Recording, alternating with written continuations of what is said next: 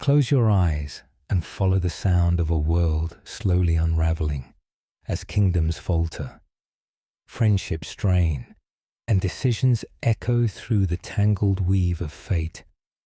Let your mind drift now gently, like a solitary raven gliding above the war-torn valleys of Temeria, through the silent forests of Cerdwen, and over the frost-bitten peaks of Aedion.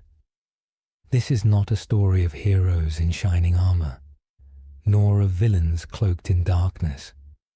It is a tale of choices, quiet, irreversible choices, made not in the brilliance of glory, but in the hushed corridors of doubt and necessity.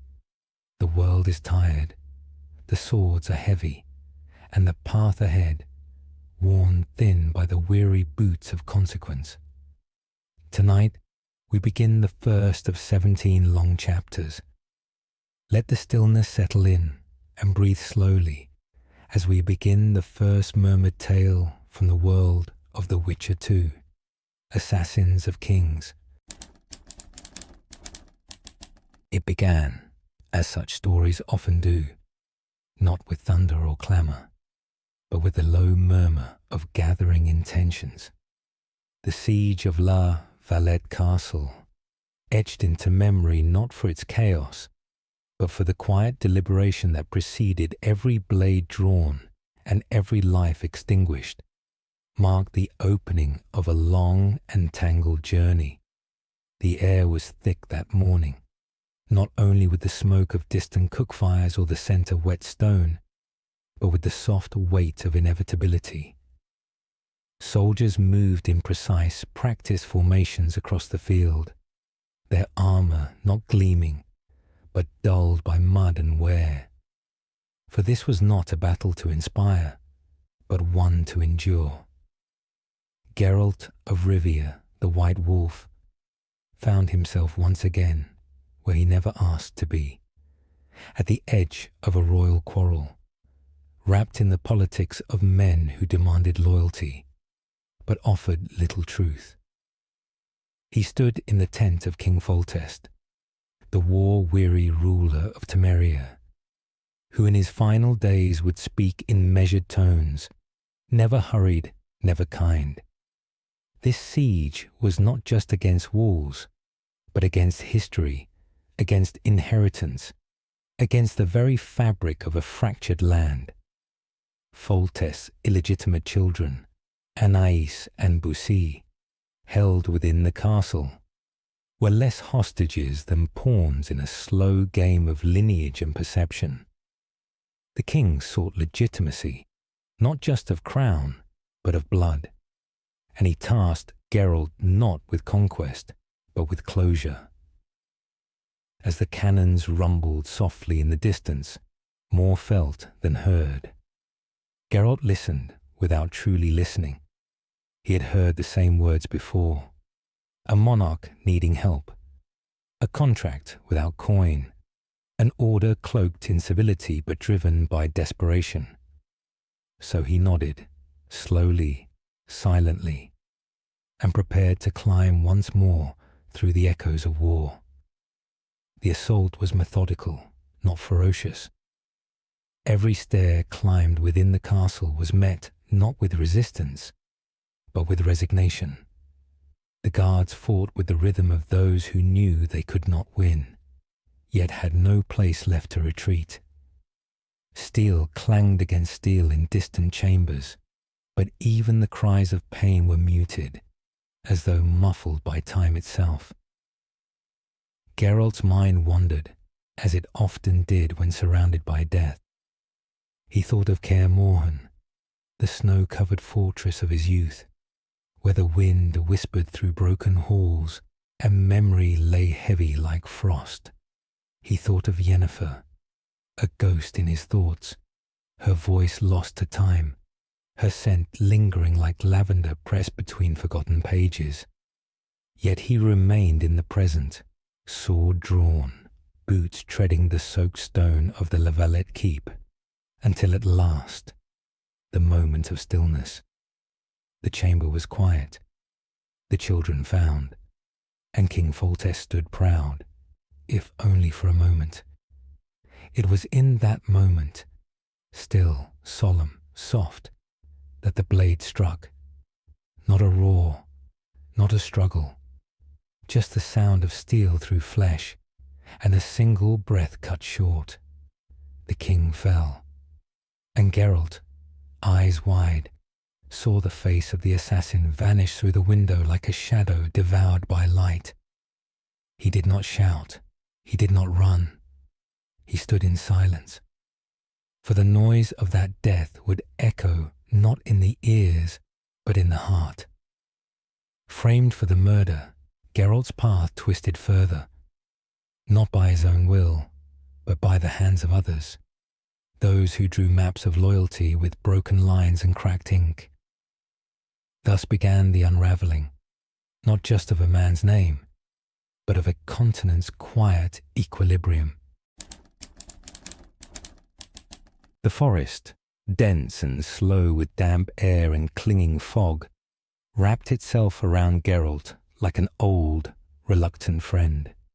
Trees, ancient and gnarled, stood like silent sentinels, their branches heavy with the weight of centuries, as if they, too, remembered the blood that had been spilled in their shade. The path to Flotsam was neither swift nor kind, but it was constant. Every step forward crunched upon fallen leaves and bones of forgotten creatures, both man and beast. Geralt moved quietly, accompanied not only by the rustling trees, but by the low, slow voices of those who followed. Vernon Roche, loyal to Temeria, loyal to Foltest, loyal even to vengeance. And Triss Merigold, her words soft, often trailing off, as if caught between thought and memory. Their presence did not comfort, it merely filled the space. The sun, obscured by clouds, cast no shadows, only an even grey, a ceaseless tone of colourlessness, dulled the land. And as the group descended into the outskirts of Flotsam, they were greeted not by welcome, but by suspicion. A village worn thin by fear and survival, ruled more by trade than by trust. Flotsam was not a city, nor even a town in the truest sense. It was a collection of buildings held together by debt, liquor, and superstition, a place where the forest threatened to swallow homes whole, where the townsfolk whispered not in prayer, but in warning. Here, monsters were not merely creatures from deep caves or swamps, but men twisted by opportunity, corrupted by coin, and aged before their time. The guards, their armour rusted and eyes weary, stood beside stockades not as protectors, but as watchers. Behind them, Lorito, the local commandant, smiled in the way that merchants do when coin outweighs morality. He offered no sanctuary, only scrutiny. To him, Geralt was not a guest, but an investment, a variable to be weighed, and perhaps discarded. And yet, in Flotsam, even discomfort could become familiar. Contracts appeared swiftly. A Kairan, an ancient tentacled beast, had stirred in the river, disrupting trade routes and swallowing entire vessels whole. The villagers told their tale with the rhythm of those who expected to be ignored. But Geralt listened, as he always did, not for drama, but for detail. He studied the signs, the slime, the broken ships, the half-told stories, each small clue layered upon the next, until a picture formed not of chaos, but of pattern. For monsters rarely act without reason, and the Kairan, ancient and patient, was not driven by hunger, but by disturbance. Something had shifted, something had trespassed. Preparations were slow, there was no rush, ingredients needed gathering, equipment needed mending. Time passed, as the wind carried distant cries from the woods. Screams or echoes, it was never clear. Every action led to another. Potions brewed by soft candlelight. Sword oil mixed in silence. A net, weighted and fragile, designed for a creature that did not forgive mistakes. And then, the confrontation. The river, still and wide, became a mirror for the sky. Mist rolled from its surface like breath, heavy and constant. The Keiran emerged not with fury, but inevitability. Tentacles, slick and thick with the mud of centuries, lashed the banks, pulling stone and soil into water. There was no music, no battle cry. Only the slow, meticulous rhythm of dodges, strikes, repositions. Geralt moved like water, without haste, without pause. The beast screeched once, a sound so low it vibrated through ribs and sinew. And then it fell, its weight, tremendous, folded into the river like a sunken cathedral. Silence returned. But Flotsam did not celebrate. It simply continued. Yet beneath the town's dull surface another tension simmered. Iorveth, the elf, the rebel, the ghost of a dying people, moved through the forest like a shadow never quite caught. His Scoia'tael, driven not by conquest, but by retaliation, struck trade routes and torch-burned caravans. The humans called them terrorists. The elves called them memories. Geralt, caught as ever between two worlds, listened more than he spoke. Triss warned of danger, Roche warned of betrayal. And still, Geralt watched. He watched as the town pretended stability, as Lorito tightened his grip, as secrets unraveled slowly, like rope fraying beneath unseen weight. And then, the choice, to pursue Iorveth or to remain aligned with Roche. Each decision, slow in its formation, bore the weight of nations. To side with Roche was to remain loyal to human order, to martial law, and to vengeance with borders. To side with Iorveth was to understand grief, older than the walls of Flotsam, a pain sharpened across generations. Geralt did not rush. He never did. And when the moment arrived, the silence said more than words. The path chosen would define not only the days to come, but the very structure of the world itself. Forked, fractured, formed anew. As the boat departed from Flotsam's dock, cutting slowly through the wide, sluggish Var, the mountains loomed not as conquerors, but as guardians, stoic, unchanging, carved by wind and time, indifferent to the footsteps of man and elf alike. Within their jagged cradle rested Vergen, a fortress town not born from ambition, but from necessity. Stone walls, veined with moss and soot, rose from the earth as if summoned by history itself, their surfaces worn smooth by generations of hands, weapons, and weather. Geralt approached slowly, the crunch of gravel beneath his boots, muffled by a thin veil of fog. The journey had not been swift, nor easy, for the roads through Aedirn were patrolled by more than soldiers. Rumours spoke of wraiths among the passes, of phantoms whose chains clattered in the wind, and of spirits that lingered where wars once burned too brightly. Yet such murmurs for the Witcher were familiar, background noise in a life composed of quiet tragedies. Vergen's gates opened not with fanfare, but with caution. The guards, clad in mismatched armor and bearing the faces of men long deprived of peace, regarded Geralt with wary eyes. They had heard of him, of course. a witcher, a kingslayer, a monster to some, a necessity to others. Yet here, in the depths of Edin's resistance, reputation held less weight than purpose. Zoltan Shive, the dwarf, met him with a nod rather than a greeting. Old friends required no ceremony. Their bond, formed in fire and blood, needed no words to sustain it.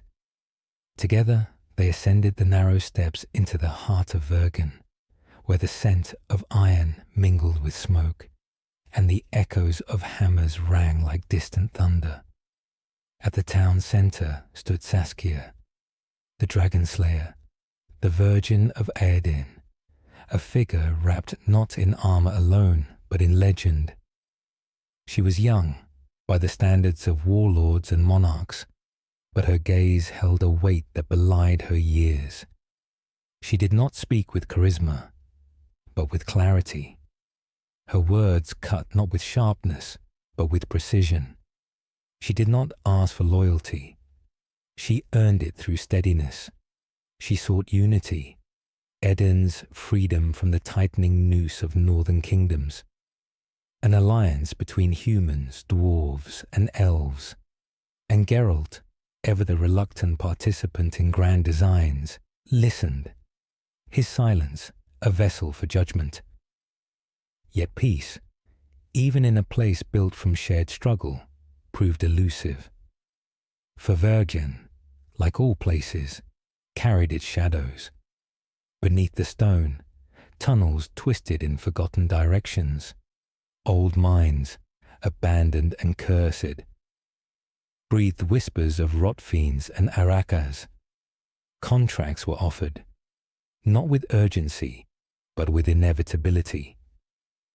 The townsfolk, stoic and grim, placed their fears on parchment, left upon the notice board like offerings to a silent god. Geralt descended into those depths with measured tread. The monsters, predictable in their hunger, met him in the flickering torchlight. Steel found flesh. Igni met darkness. Yet even these familiar battles left no satisfaction. Only a dull ache in limbs that had long grown tired of the same gestures. And above, the war brewed. Kedwin's forces, led by the cold and calculating King Henselt, pressed at the borders. His ambition was not loud, but methodical. Every inch of land, every hill and valley was weighed against a map drawn in blood. Vergen stood in defiance, not because it was strong, but because it was stubborn. Geralt, as ever, stood between the lines, between sides, between truths. He wandered through the marketplace where merchants whispered of spies, through the alehouses where songs once sung of courage now turned to laments, through the healer's tent where Triss's absence was keenly felt, for she had vanished, taken, lost, or worse. Somewhere between the threads of magic and treachery, and all the while the ghostly mist encroached, for across the battlefield a curse lingered, not a simple hex, but a powerful living thing, a magical anomaly born of rage, desperation, and ancient sorcery. The mist pulsed, separating armies, consuming scouts, swallowing patrols. Within it roamed the fallen, spectral knights reliving battles unending, their souls shackled by betrayal and fire. To cross the mist, one required protection. To break the curse, one required knowledge. Geralt sought both. He gathered fragments of memory, visions, relics, names spoken only in secret. He pieced together a puzzle centuries old, layer by layer, word by word. Conversations turned to confessions. Confessions turned to clues. And the truth, when uncovered, proved neither grand nor cruel, but simply tired. The curse broke not with a blast, but with a hush, and in its place silence reigned again. Yet the battle resumed. Caedwini steel met Edirnean resistance. Arrows darkened the sky. Siege engines groaned like ancient beasts. Blood flowed between stones. Saskia stood firm, her blade unshaking, and when the dust settled, the town still stood, but at a cost, for Saskia was not as she seemed. The revelation came softly. She was no mere warrior. She was a dragon, enchanted, concealed. The river flowed gently through the valley, its surface still, reflecting only the grey sky above, neither dark nor bright, but suspended in an eternal dusk.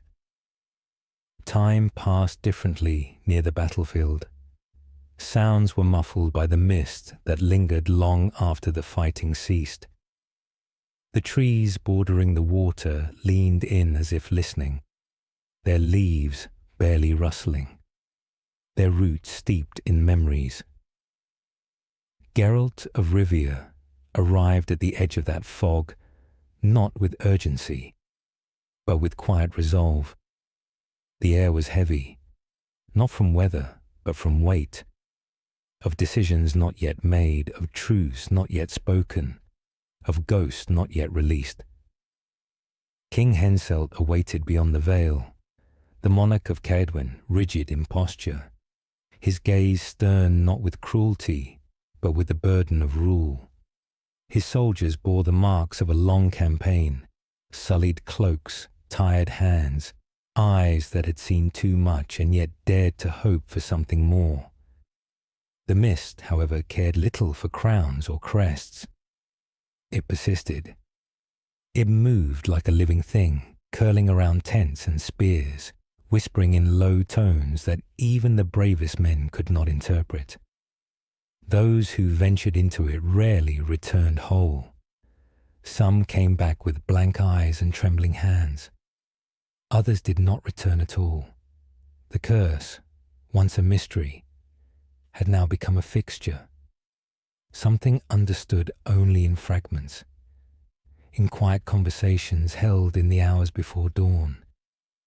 A battle, long forgotten by history, had replayed itself in endless loops.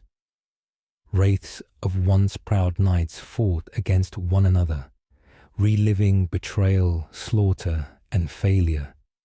Their pain never eased, their purpose never fulfilled. Geralt listened. He always listened. He walked with deliberate steps, crossing the border between living and dead, between present and past. Within the mist, the world shifted. Colours dulled. Time slowed. Sounds echoed not from their sources, but from memory. The ghosts appeared not as monsters, but as soldiers, confused, lost, seeking absolution. They swung swords of mist and flame, shouting names of commanders long gone. Their cries were not of anger, but of despair. Each encounter was a plea, each attack a question left unanswered. Geralt defended himself not with fury, but with patience. His blade, silver and silent, cut through illusions, through bindings, through forgotten oaths. With each fallen spectre, the fog thinned, slowly. Outside the mist, King Henselt watched. He was not a kind man, but he was not a villain. He was simply a ruler, shaped by cold winters, narrow victories, and court whispers. His world was one of lines drawn on parchment, of alliances made not from trust, but from fear. He saw in Geralt not a threat, but a tool. And tools, once useful, are kept close until they break. Their conversations were quiet, transactional.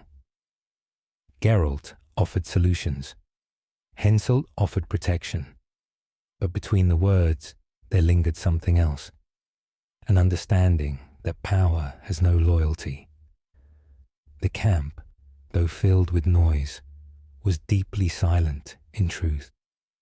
Fires crackled, sentries paced, messengers moved from tent to tent, but all of it, the orders, the strategies, the preparations, felt distant, as if occurring beneath a thin layer of ice. Philippa Eilhart, the sorceress, remained near Henselt. Her presence was constant but subdued, like a shadow that never fell the same way twice. She watched, always. Her silence carried weight, heavier than speeches. Her motives, though cloaked, could be felt, pushing, guiding, manipulating. And then came the dream. Geralt, in sleep, wandered through the battlefield once more. The cries were louder there, the faces clearer. Among the dead, he saw himself, not bleeding, but waiting, not fallen, but still. And across from him stood the assassin, not one man, but many, not one motive, but layers. Letho, the Kingslayer. Muscles coiled, voice low, loyalty hidden behind every glance. Their paths had diverged, yet were tied by a purpose neither fully understood. And still, they moved toward one another like magnets in fog, bound by past deeds and future necessities. Awakening brought no clarity, only more steps to take, more ghosts to free. The curse's heart was unearthed not through strength, but through remembrance. Names forgotten by books, deeds never recorded, found voice through Geralt's patience. The key to breaking the cycle was not violence, but understanding. The final spectre, an armored knight, face twisted by sorrow rather than rage, stood atop a ridge. His story, told in fragments, revealed betrayal. A brother in arms turned traitor, a queen misled, a truth lost beneath vengeance. Geralt listened. He always listened. When the spirit fell, the mist receded, not with wind, but with stillness. The air lightened. The sun, dull and pale, broke through for a single moment, and the soldiers, weary and wounded, stepped forward once more. But peace remained distant. King Henselt, though grateful, was unchanged. His ambitions stretched westward. His distrust deepened. The wind had changed, not abruptly, not violently, but with the quiet, creeping shift that one only notices in retrospect, like a subtle chill in the room, or the faint taste of iron on the tongue. Across the northern kingdoms, the pieces began to stir, not through armies, but through voices, not on the battlefield, but behind closed doors, beneath chandeliers dimmed by age, in towers that reached above the clouds, yet were filled with silence. The Lodge of Sorceresses had existed not as a council of war, but as an arrangement of intention. Formed from necessity, sustained through secrecy, it operated in whispers, each member speaking carefully, deliberately, as if afraid of their own echo. Philippa Eilhart, tall, composed, unblinking, moved among them like a shadow, always slightly misaligned. Her loyalties, like her sentences, often ran parallel to truth without ever directly touching it. She was not cruel, only cold.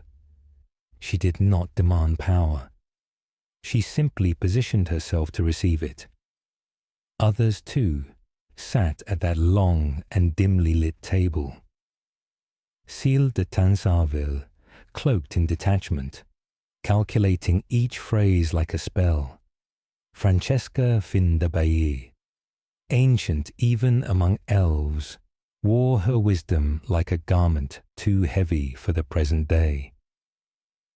Ciri Metz, young among them, spoke with eagerness that often unravelled into careful quiet, and yet none trusted the others, not truly, for the lodge was formed not of friendship, but of alignment. Each sorceress held her own plan, her own leverage, her own small cache of secrets. They saw kingdoms not as homes, but as pieces on a board, monarchs as necessary but temporary. Magic, to them, was not merely art or tool, but the axis upon which order should turn. Geralt, though never a member of their circle, had long stood on its edge, observed, manipulated, resisted. His name passed among their conversations like a variable in an equation too complex to resolve. And Saskia, the dragon, the symbol, the weapon, was central to their design. Her enchantment, cast with precision by Philippa, ensured obedience without awareness.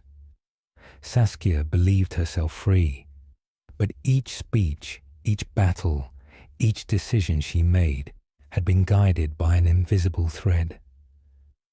Geralt learned this not through confrontation, but through observation. He watched Philippa's gestures. He recalled her omissions. He listened to the way silence followed certain questions. And slowly, the truth unravelled, not as a revelation, but as a confirmation of all the doubts that had quietly gathered. To confront the lodge directly was impossible. To dismantle its web required patience, and a path lined with choices none could make cleanly. Geralt sought answers not through challenge, but through exploration. He visited libraries long sealed, scrolls that had not been touched for decades. He questioned sorcerers exiled for asking the wrong questions. He walked through cities where statues of mages had been torn down by mobs who feared what they could not name. And still, the lodge tightened its hold. They moved across the north not with soldiers, but with suggestions. Kings signed decrees with hands gently guided. Nobles shifted allegiance under the influence of illusions they mistook for clarity. Every whisper bore the lodge's influence, even if it wore another name. But even among them, trust eroded. Sile began to question Philippa's endgame. Francesca, ever haunted by the fate of her people, saw the lodge's purpose as diverging from that of the elves. And others, sensing the fragility of their alliance, began retreating into silence. And in that silence, plans unravelled. Philippa's grip on Saskia faltered. The spell, never fully stable, began to crack under the weight of the dragon's growing self-awareness. Memories surfaced, fragments of wings, of fire, of skies viewed from above rather than from beneath. Saskia's body remained human, but her soul began to stir. Geralt faced a choice, quiet and absolute. To free Saskia was to defy Philippa, to shatter the carefully laid plans of the lodge, to risk chaos. But to do nothing was to leave power in the hands of those who never earned it. And so he sought the dagger, not a weapon of steel, but of magic, the key to unlocking what had been bound. It lay buried beneath layers of protection, guarded by golems, illusions, riddles. Geralt passed each test not with brute force, but with the soft persistence of someone accustomed to long roads and longer consequences. When at last he stood before Saskia, the spell unravelling, she did not scream. She did not strike. She merely stood, blinking, remembering. The lodge had fractured, its web torn. But from the edges, others watched. And far in the south, Nilfgaard stirred. He moved through the world like a shadow, but not one born of darkness. Rather, he was the shadow of choices made by others, of wars begun without consent, of rulers crowned and uncrowned by the silent weight of history. His name was Letho of Gulet, though few ever knew it. Fewer still understood what it meant. Letho was not a spectre. He bled, he aged, he slept. Yet in the eyes of kings and spies alike, he became myth, a ghost that walked in broad daylight, unflinching, methodical, and quiet. His path was not chosen freely, but neither was it imposed. It was accepted, as one accepts gravity, as one accepts silence after war. Geralt, ever the unwilling participant in grand designs, had followed the trail across scorched earth and bloodied parchment, across reports, rumours, and quiet confessions. Every clue left behind by the Kingslayer did not scream, but whispered. Every death calculated, every disappearance deliberate. Letho had slain Demavend. He had stood over Foltest's broken body, and still he had not vanished. He walked through the world like someone immune to consequence, not because he was untouchable, but because he had already accepted the price. Their stories intertwined not by fate, but by design. Long ago, both had trained at Kaer Morhen, though at different times. Both had endured the trial of the grasses, had held swords before ever holding beliefs. Both had learned to walk alone, never belonging, never resting. Yet where Geralt questioned, Letho executed. Where Geralt hesitated, Letho completed the contract.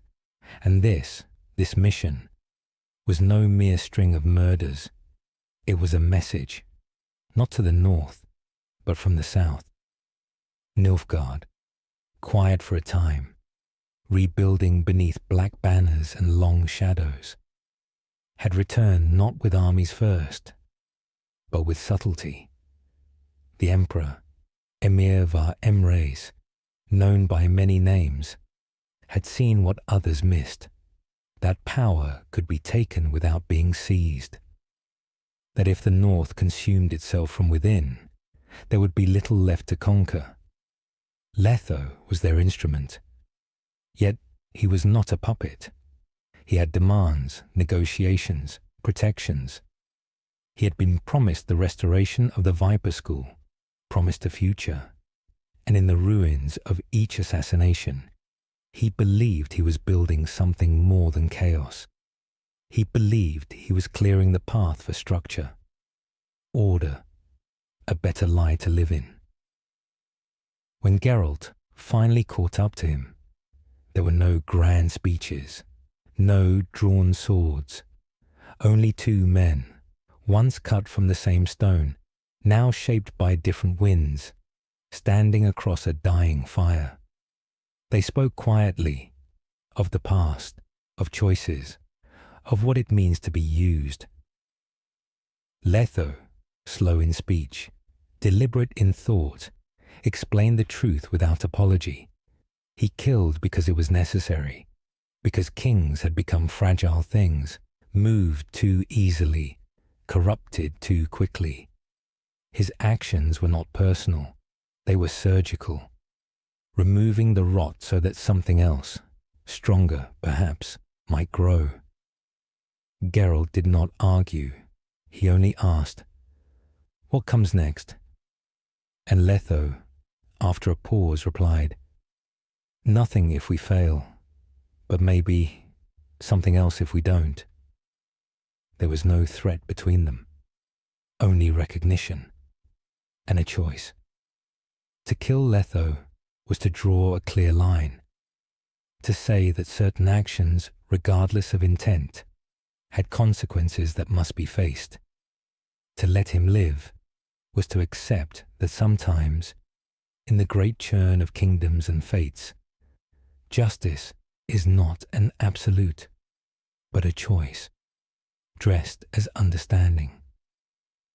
Geralt stood silent, the sword at his side untouched, and the fire between them died out slowly, ember by ember, until there was only night, no victory, no punishment, only continuation.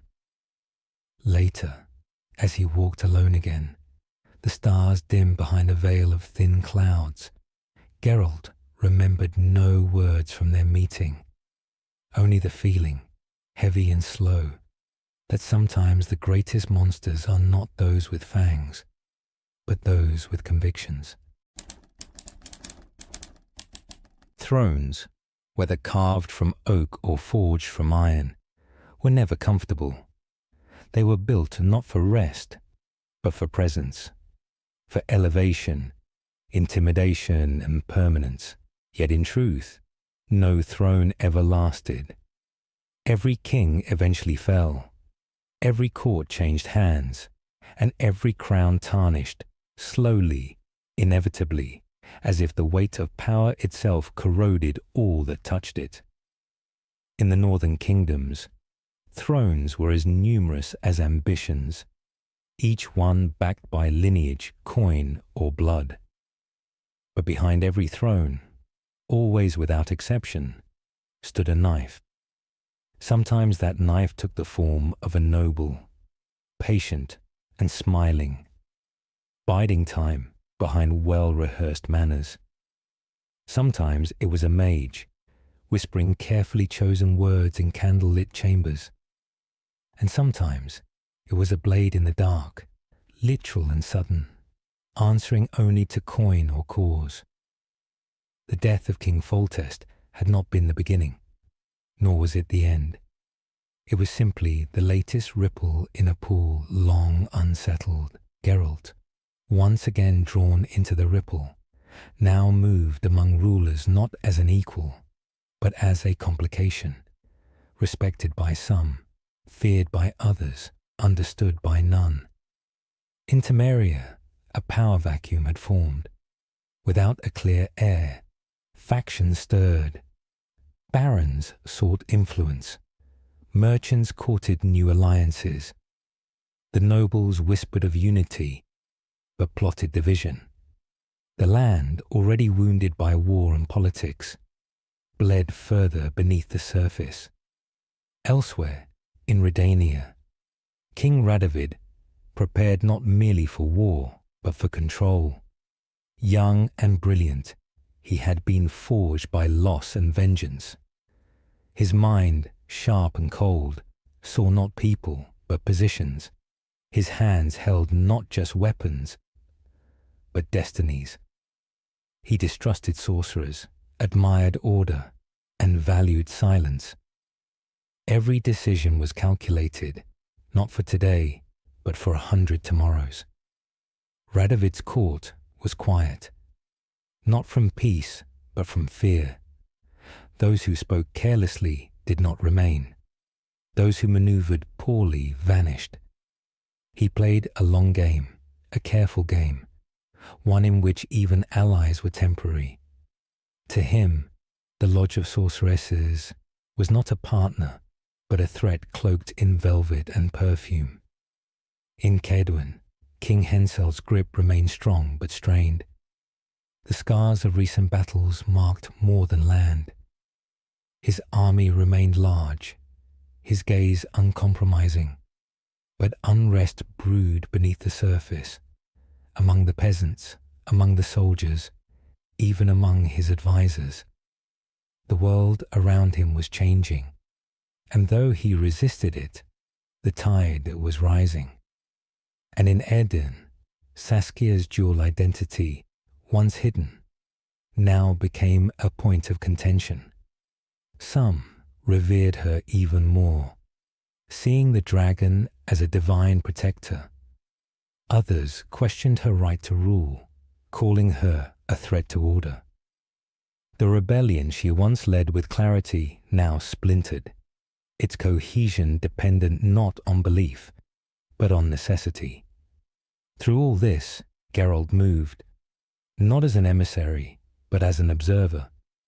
He travelled from court to court, from encampment to capital, hearing the same phrases repackaged, for the good of the realm, for the people, for the future. Each throne he approached bore its own knife, and each king or queen its own fears. At courtly gatherings, Geralt often stood at the edge of candlelight, unmoving, silent, overlooked by those who measured worth in titles and coin. But he listened. To the servants, whose gossip spoke truth unfiltered. To the guards, whose fatigue betrayed the shape of the times. To the scribes, whose careful records missed only what mattered. He witnessed treaties written in ink and broken in blood. He saw lords swear loyalty while hiding letters of betrayal. He watched as executions were staged to maintain control, not deliver justice.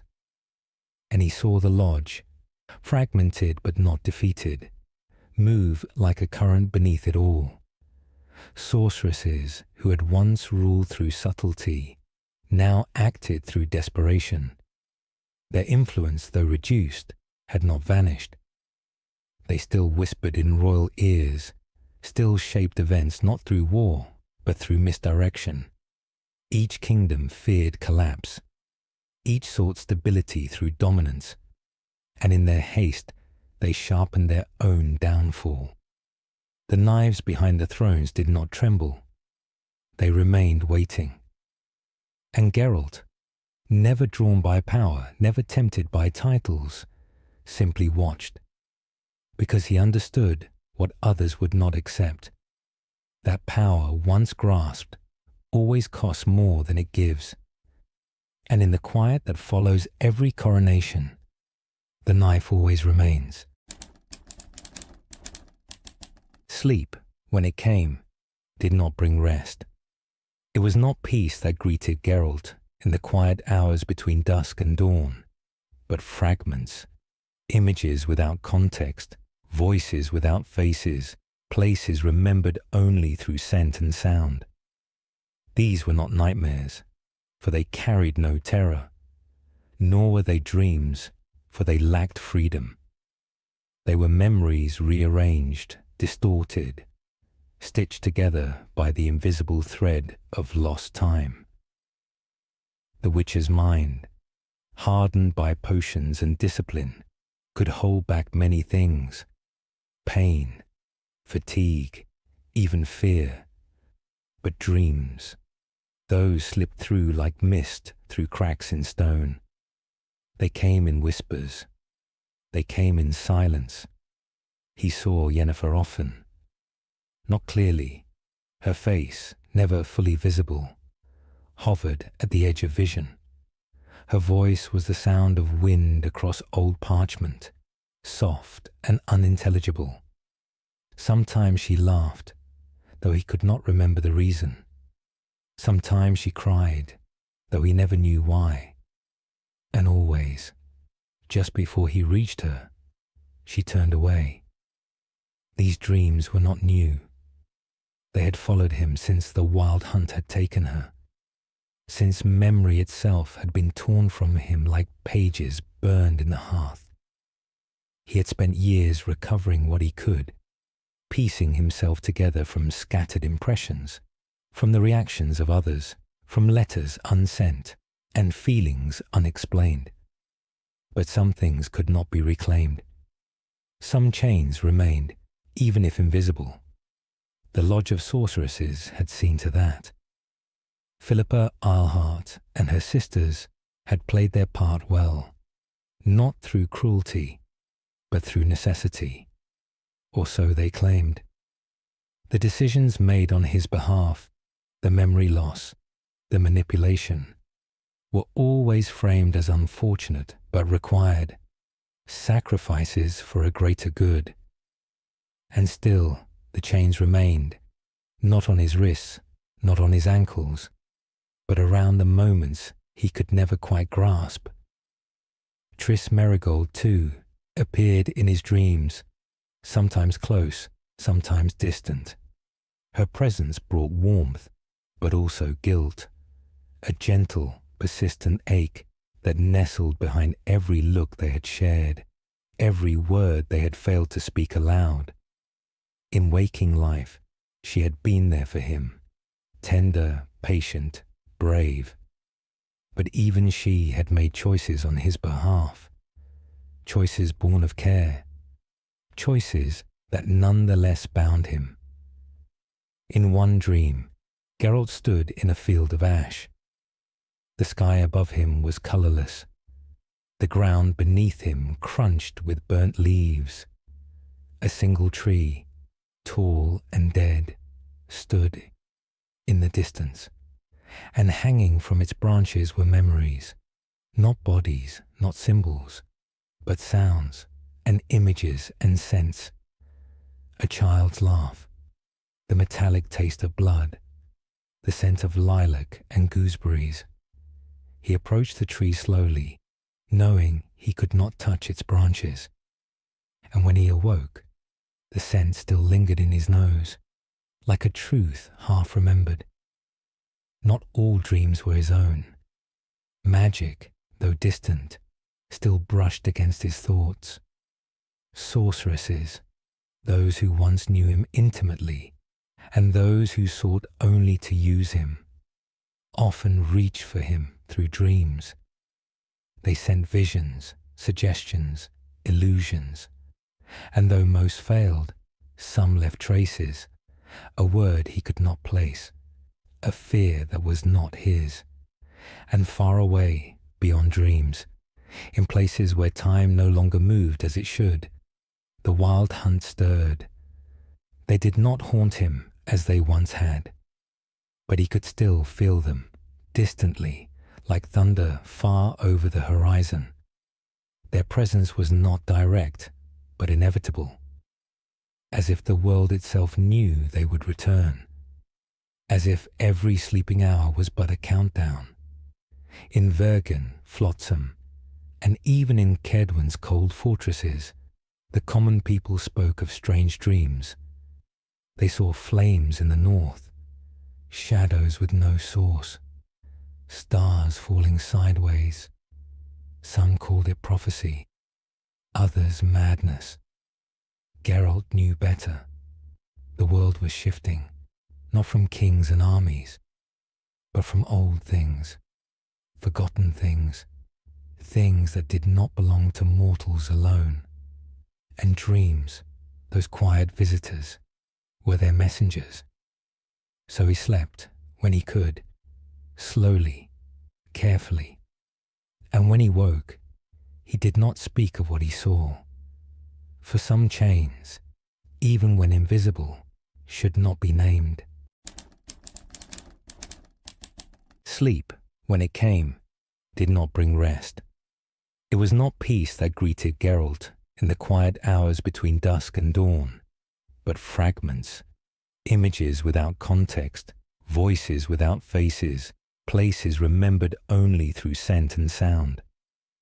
These were not nightmares, for they carried no terror, nor were they dreams, for they lacked freedom. They were memories rearranged, distorted, stitched together by the invisible thread of lost time.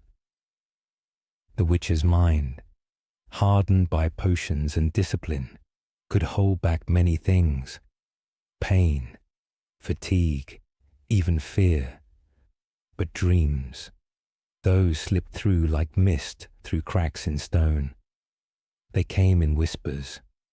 They came in silence. He saw Yennefer often. Not clearly.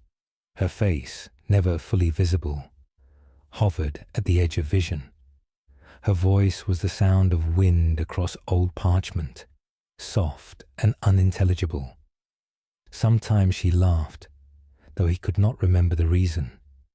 Sometimes she cried, though he never knew why. And always, Just before he reached her, she turned away. These dreams were not new. They had followed him since the wild hunt had taken her, since memory itself had been torn from him like pages burned in the hearth. He had spent years recovering what he could, piecing himself together from scattered impressions, from the reactions of others, from letters unsent, and feelings unexplained. But some things could not be reclaimed. Some chains remained, even if invisible. The Lodge of Sorceresses had seen to that. Philippa Eilhart and her sisters had played their part well, not through cruelty, but through necessity, or so they claimed. The decisions made on his behalf, the memory loss, the manipulation, were always framed as unfortunate but required, sacrifices for a greater good. And still the chains remained, not on his wrists, not on his ankles, but around the moments he could never quite grasp. Tris Merigold, too, appeared in his dreams, sometimes close, sometimes distant. Her presence brought warmth, but also guilt, a gentle, persistent ache that nestled behind every look they had shared, every word they had failed to speak aloud. In waking life, she had been there for him, tender, patient, brave. But even she had made choices on his behalf, choices born of care, choices that nonetheless bound him. In one dream, Geralt stood in a field of ash. The sky above him was colourless.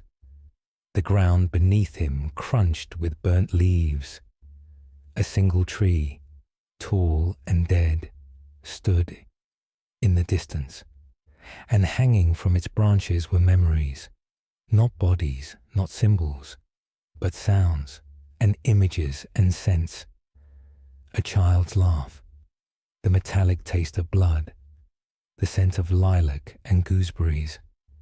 He approached the tree slowly, knowing he could not touch its branches.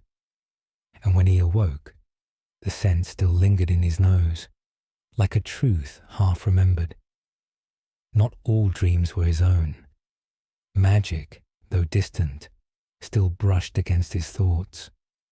Sorceresses, those who once knew him intimately, and those who sought only to use him, often reached for him through dreams. They sent visions, suggestions, illusions, and though most failed, some left traces, a word he could not place, a fear that was not his. And far away, beyond dreams, in places where time no longer moved as it should, the wild hunt stirred.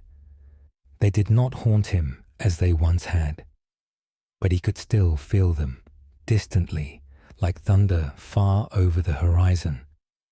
Their presence was not direct, but inevitable, as if the world itself knew they would return, as if every sleeping hour was but a countdown.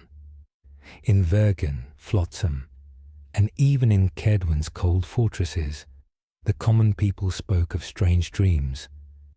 They saw flames in the north, shadows with no source, stars falling sideways.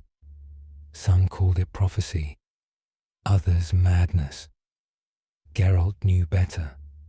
The world was shifting, not from kings and armies, but from old things, forgotten things, things that did not belong to mortals alone.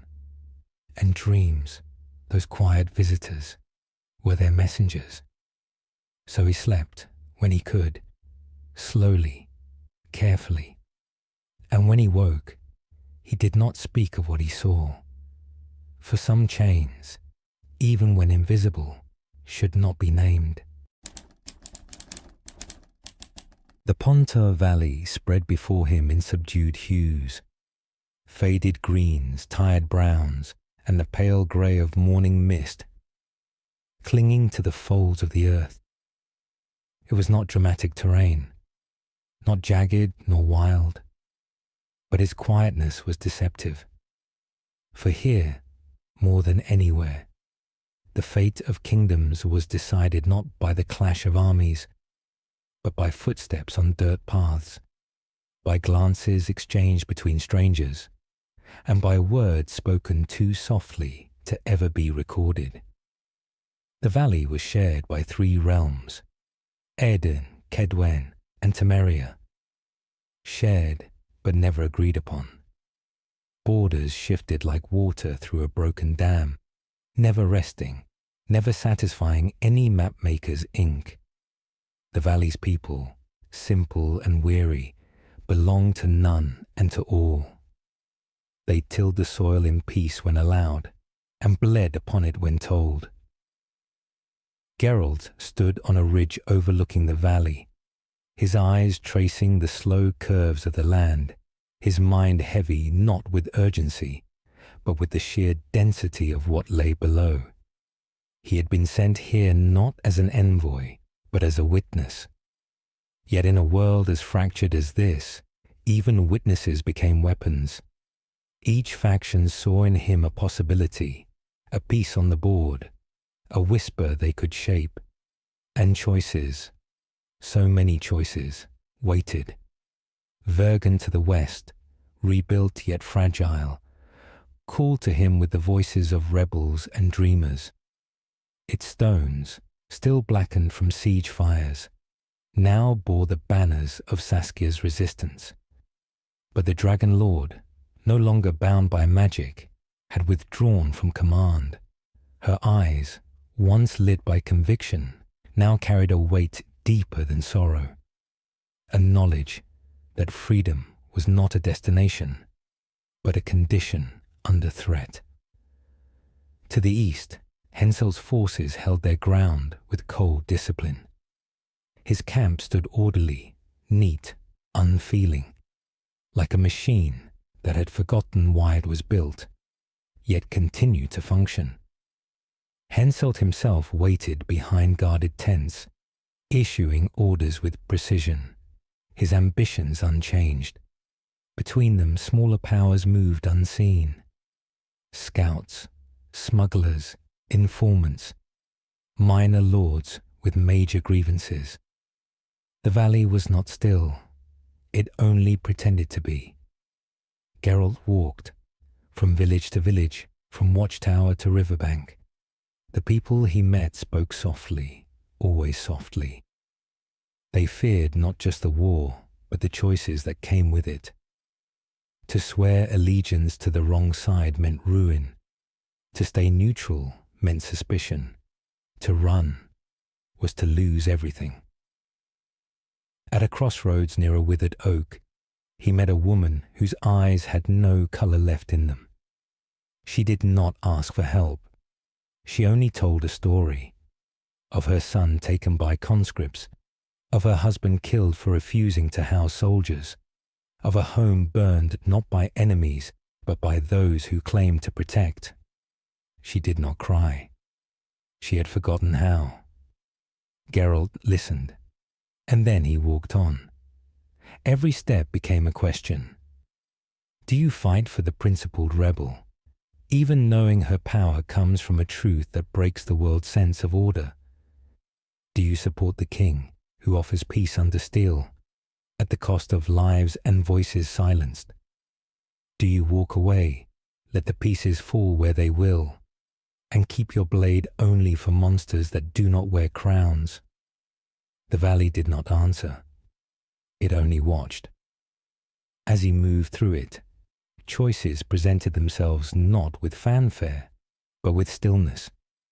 A merchant needing passage through a contested road, a deserter begging for safe travel to his family, a mage offering knowledge in exchange for silence.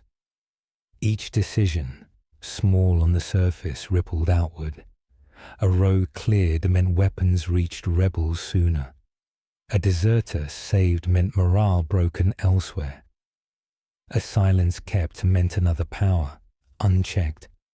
And still, Geralt chose. Slowly, without certainty, without guarantee. The sun never quite broke through the clouds in the Pontar Valley. Its light was always filtered, dulled, uncertain, like truth, like justice, like peace. He reached the valley's midpoint by nightfall. There, beneath a collapsed bridge, he found a small fire, tended by a boy no older than 12. The child did not speak. He only offered half a crust of bread and sat beside the Witcher without question. They ate in silence, and when the boy fell asleep, his head resting on a torn sack of grain, Geralt stared into the fire, its flame small but steady. The valley held no answers, only questions, only choices, and they waited for him still. The battlefield had long since cooled. No smoke, no cries, no clash of steel, only silence now, the kind that settles into the bones of the land, not as absence, but as residue. A stillness earned through fire, through suffering, through promises that were never truly kept. The banners that once flew proudly above camps and keeps now lay tattered in the mud, their colours faded, their symbols half forgotten. Those who once fought beneath them now scattered, some buried, some wandering, and some still pretending to serve. Geralt moved among them. He found no glory in the remains, only fragments. Swords with notches too deep to be sharpened again, armour too dented to reflect light, letters never delivered, coins stamped with the faces of kings who had already died by the time the orders were issued. This was the truth of war, not charge or conquest, but aftermath. And in that aftermath, oaths bent, not broken cleanly, no, rarely ever snapped in two. More often, they warped, twisted slowly, adapted to new masters. Soldiers who once swore loyalty to the crown now sold their swords to whoever offered shelter and food. Knights who once rode in honour now guarded caravans of smuggled wine or stood watch for corrupt magistrates. Orders faded into necessity. Allegiance faded into survival. At the edge of the Mahakam foothills, Geralt met a group of such men. Veterans, they called themselves, though none bore the markings of a unified army anymore. Their leader, a man named Branter, wore 3 sigils on his shoulder, each from a different cause. He explained slowly that none had lasted, none had delivered what they promised, and yet he kept the patches, not out of pride, but out of memory. They invited Geralt to their fire.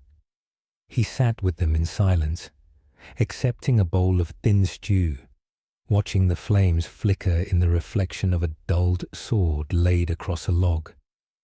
One man, older than most, mumbled stories half to himself, of a duel that never ended, of a commander who disappeared mid-battle, of a letter from a queen that promised reinforcements that never arrived. Geralt did not question him. Stories like that were common, more common than truth, and often more accurate. Further along the road, he passed a village where 2 banners still flew, one from Cedwyn, one from Edirn. The villagers kept both raised, not from loyalty, but from fear. Whichever army came next, they hoped to appear cooperative, neutral, invisible. They spoke in soft tones, offered bread, but no names. And Geralt understood. For in a world where rulers changed monthly, survival was not about strength, but flexibility. One had to bend, not too far, just enough not to break. Oaths had once meant something, long ago, in the days of the old knightly orders, in the halls of Kaer Morhen, when boys recited the Witcher's Code with trembling voices and wide eyes. But even there, even then, rules had bent, contracts were rewritten, monsters were spared, people were judged. Nothing remained pure. In Virgin, the resistance fractured further. The council, once unified behind Saskia's image, now whispered different paths. Some called for negotiations, others for independence at any cost. None could agree, and each accused the others of betrayal. Geralt watched. He offered no sides, only questions. And the answers always circled back to fear. In Cedwen, Henselt's circle drew tighter. He no longer trusted his advisors. He suspected plots, spies, poisons, and perhaps rightly so. For each ally seemed just a little too loyal, each message just a little too delayed. Geralt stood in his presence once more, and saw not a king, but a man trapped in a chair too large for comfort.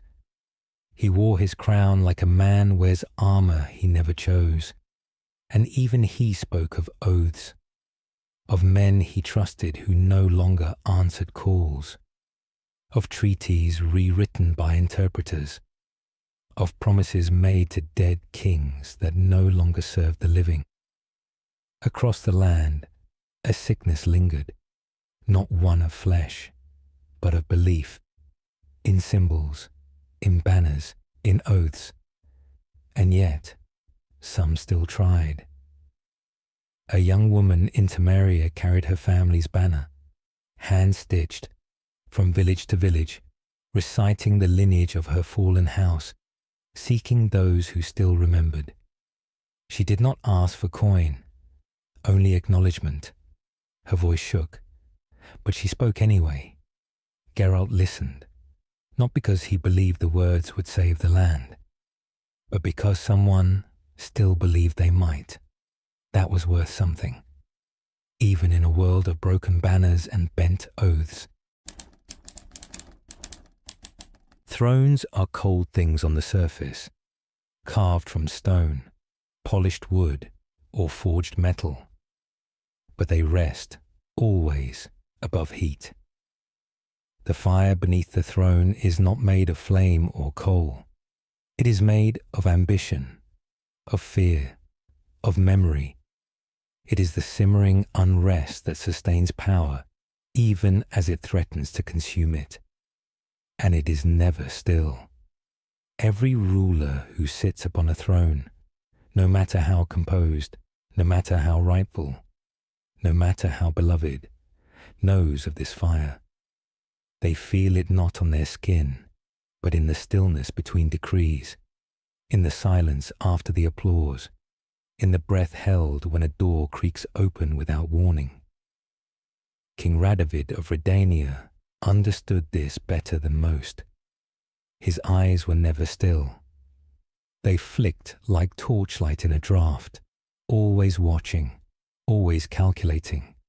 He trusted no one, not because he was paranoid, but because he could not afford to be wrong. His father had ruled with strength. Radovid ruled with survival. And when he looked into the mirror each morning, he did not see a man of destiny. He saw a man surrounded.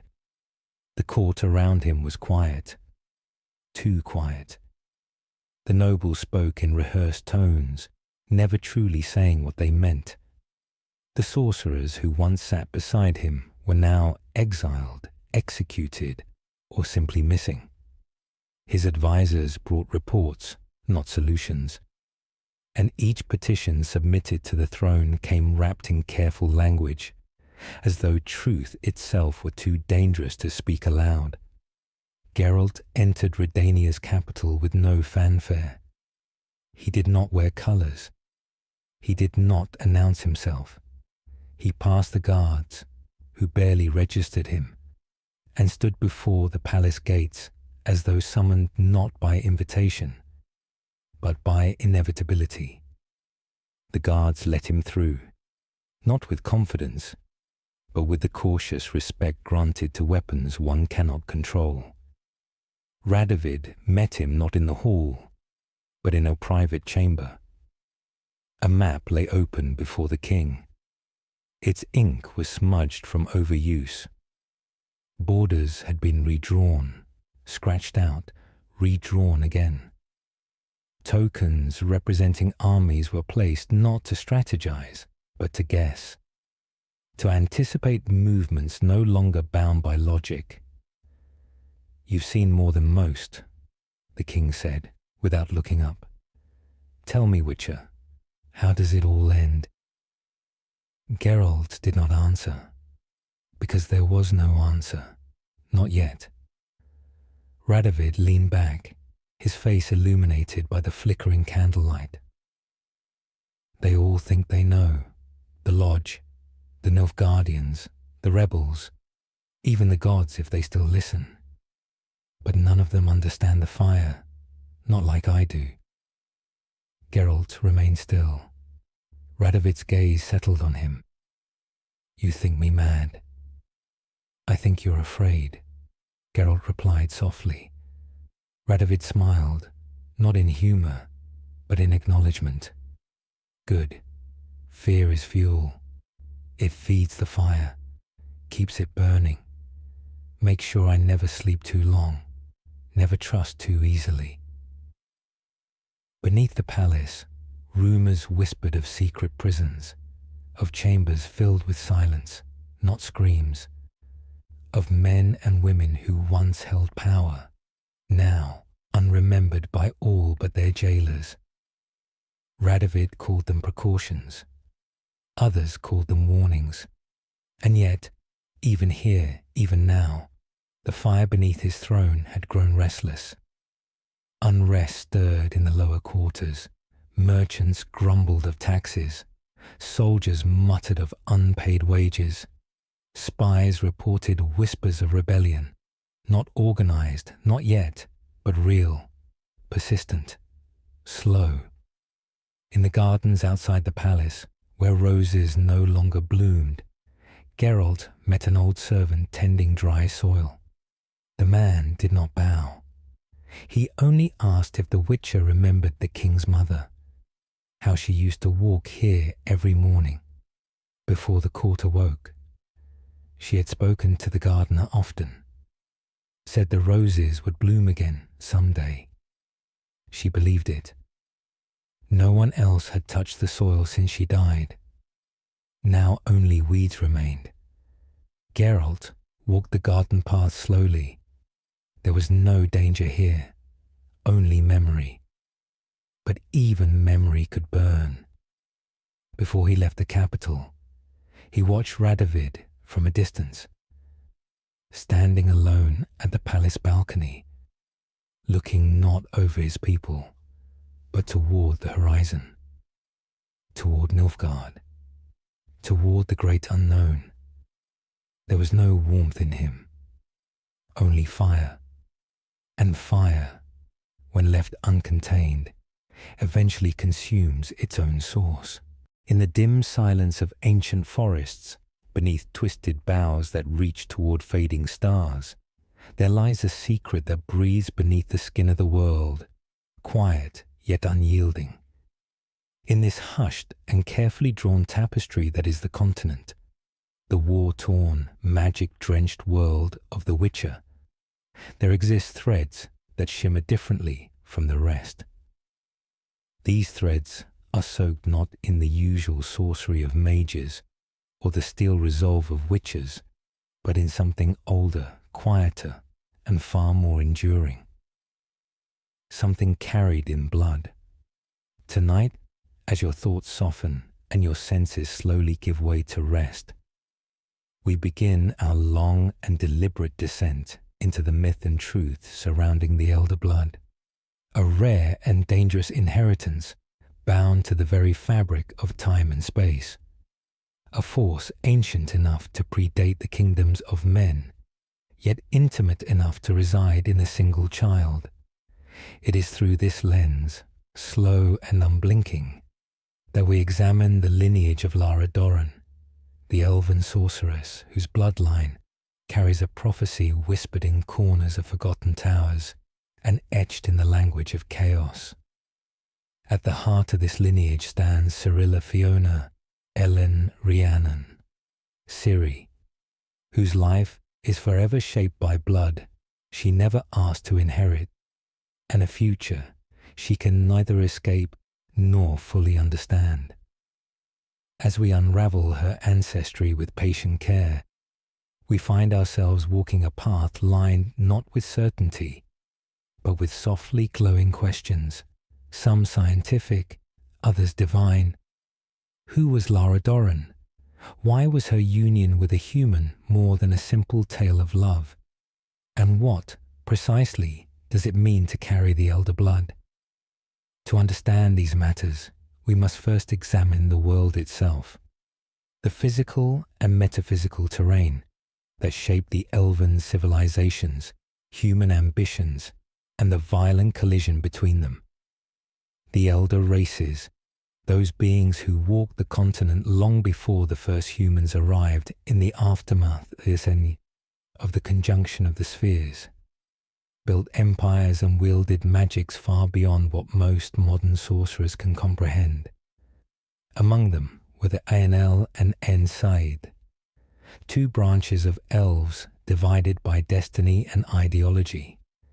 And among the Ensaid, living in the world men would one day try to claim as their own, was Lara Dorren.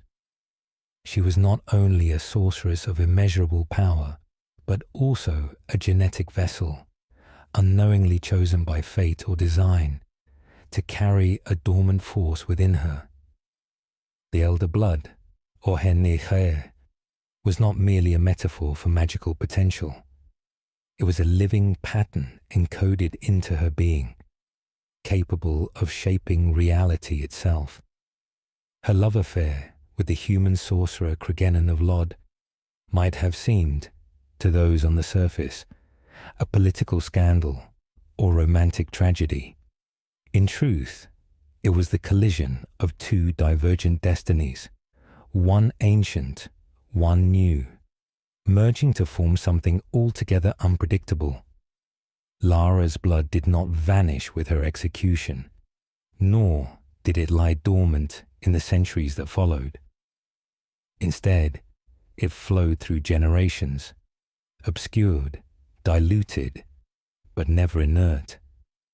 It resurfaced, notably, in the line of Sintra's royalty, and eventually in Ciri, a child born not simply into power or prophecy, but into the gravitational pull of a force that binds worlds.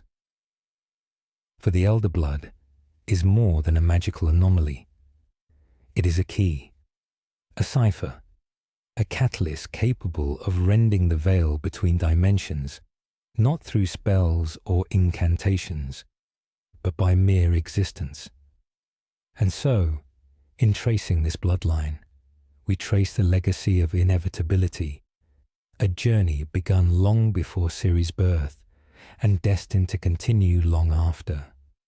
In quiet steps, we shall explore each link in the chain of ancestry, each voice in the lineage, and the great weight this inheritance carries across ages. The secrets of the elder blood are not merely secrets. They are warnings, promises, and perhaps the final answer to the question of whether this world will endure or fall to silence. Let us now begin. Thus, Lara Dorren's story is not a simple tragedy of love and death, but a cornerstone in the architecture of fate itself. Her choice, however personal, became universal. Her blood, whether she intended it or not, became a path not just for magic, but for the very real manipulation of existence, an avenue through which the walls between worlds might eventually dissolve. The magical community, both elven and human, has long debated whether Lara's existence was a product of random elven death, descent or a deliberate design authored by a deeper intelligence, possibly even by Ithlina herself, the ancient prophetess who foresaw the arrival of a child born from Lara's line who would close and open worlds. Ithlina's prophecy spoke not just of ruin and frost, but of renewal through blood, the elder blood. Some believe Lara was Ithlina's answer to the coming collapse, a safeguard against the apocalyptic vision of the white frost that haunts elven and human prophecy alike. While many interpret the prophecy metaphorically, others have come to understand it through the literal capabilities of the elder blood.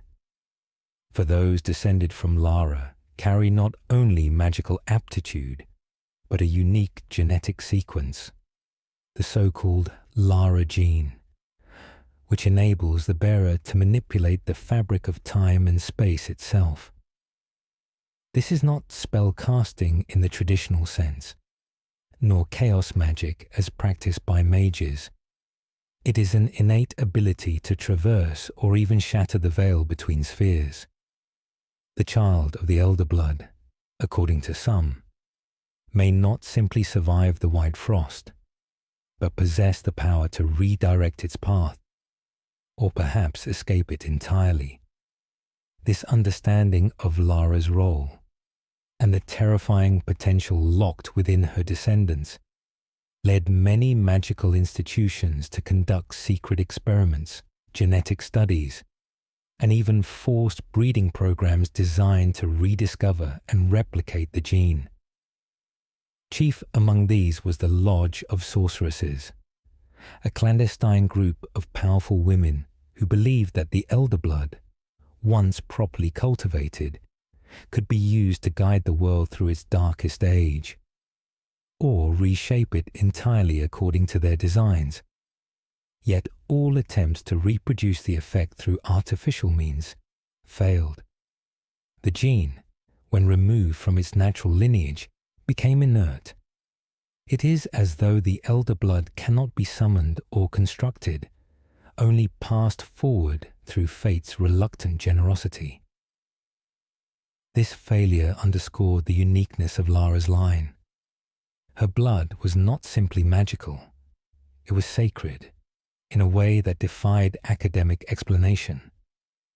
Moreover, the tragedy of Lara's end was echoed in the suffering of her descendants. While some escaped their legacy, most did not. Madness, isolation, and political manipulation became common themes in the lives of those marked by her gift. Power, in its rawest form, has few allies and many enemies, and the elder blood, once it revealed itself, was both blessing and burden. And yet, through all of this, through centuries of hiding, suffering, and forgetting, the blood endured, waiting, adapting, reaching across time to find its most perfect, most dangerous, most necessary expression. That expression would be Ciri, a child born not of magical ritual or prophecy fulfilled, but of the law of surprise, a law older than nations, rooted in destiny itself. In her veins, the elder blood surged stronger than ever before, no longer quiet, no longer sleeping. In Ciri, the legacy of Lara Doran reawakened with terrifying clarity, and with it, the possibility of salvation or annihilation for all the world.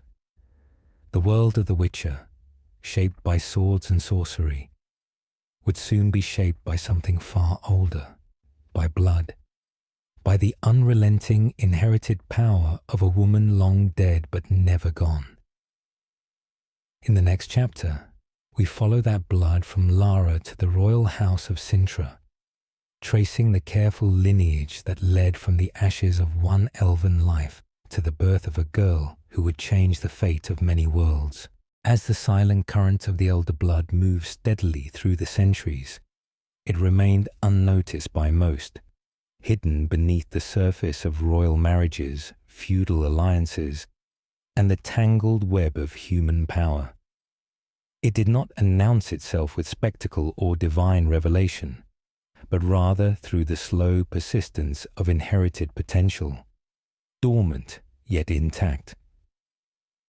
The bloodline of Lara Dorren, preserved through many generations, eventually found itself embedded within the royal house of Cintra, a kingdom whose proud line would unknowingly carry the most potent expression of this ancient elven legacy. Among the rulers of Cintra, Queen Calanthe stood as the most formidable. Known widely as the Lioness of Cintra, she was celebrated for her military victories, her commanding presence in the courts of men, and her unshakable grip on her kingdom's independence. Yet beneath the armor of her renown and the steel of her resolve, Calanthe carried within her a deeper lineage, a lineage tied not to war but to myth. Though she herself exhibited no outward signs of magical ability, the elder blood flowed quietly through her veins, carried not by will or intention, but by the patient movement of fate. Her daughter, Pavetta, was the first clear expression of this inheritance in many generations. Unlike her mother, Pavetta's power did not remain hidden. It surged forth without warning or control, a raw force that could not be dismissed as mere sorcery. At her infamous betrothal feast, the magic within her responded to emotional distress with violent force, an uncontrolled telekinetic storm that threatened all present. In that moment, it became evident that something ancient had awakened. The elder blood, dormant for centuries, had begun to stir. The political implications of this event were significant, but they paled in comparison to the more secretive and far-reaching consequences. For Pavetta's union with Denis, the cursed knight, whose true identity and bloodline remain the subject of speculation and secrecy, would result in the birth of a child whose potential exceeded all expectations. That child was Cyrilla Fiona Ellen Rhiannon, known simply as Ciri. In her, the elder blood reached a new concentration, untainted, unbroken, and potent in ways not even Lara Dorren had embodied. The significance of Ciri's birth did not go unnoticed. There were those, sorcerers, kings, and hidden observers, who recognized the signs. The Lodge of Sorceresses, though not yet formally established at the time, would later look back upon this moment as the rekindling of a fire they had long sought to control. They would attempt to use Ciri not as a child to be protected, but as a tool to be guided, shaped, and eventually exploited. To them, the elder blood was a resource, and Ciri, its final vessel. Nevertheless, even among those who understood the power of this lineage, few truly grasped the scale of its implications.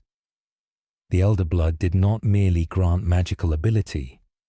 It enabled something far more profound, the capacity to open portals between worlds, to move across dimensions, and perhaps to reshape reality itself. In Ciri, this potential would begin to crystallize, not as a learned skill, but as an instinct, an awakening that neither tutors nor prophecies could prepare her for. And yet, as with Lara Dorren before her, Ciri's inheritance was both gift and curse. The very blood that connected her to a lost elven past also painted a target on her back.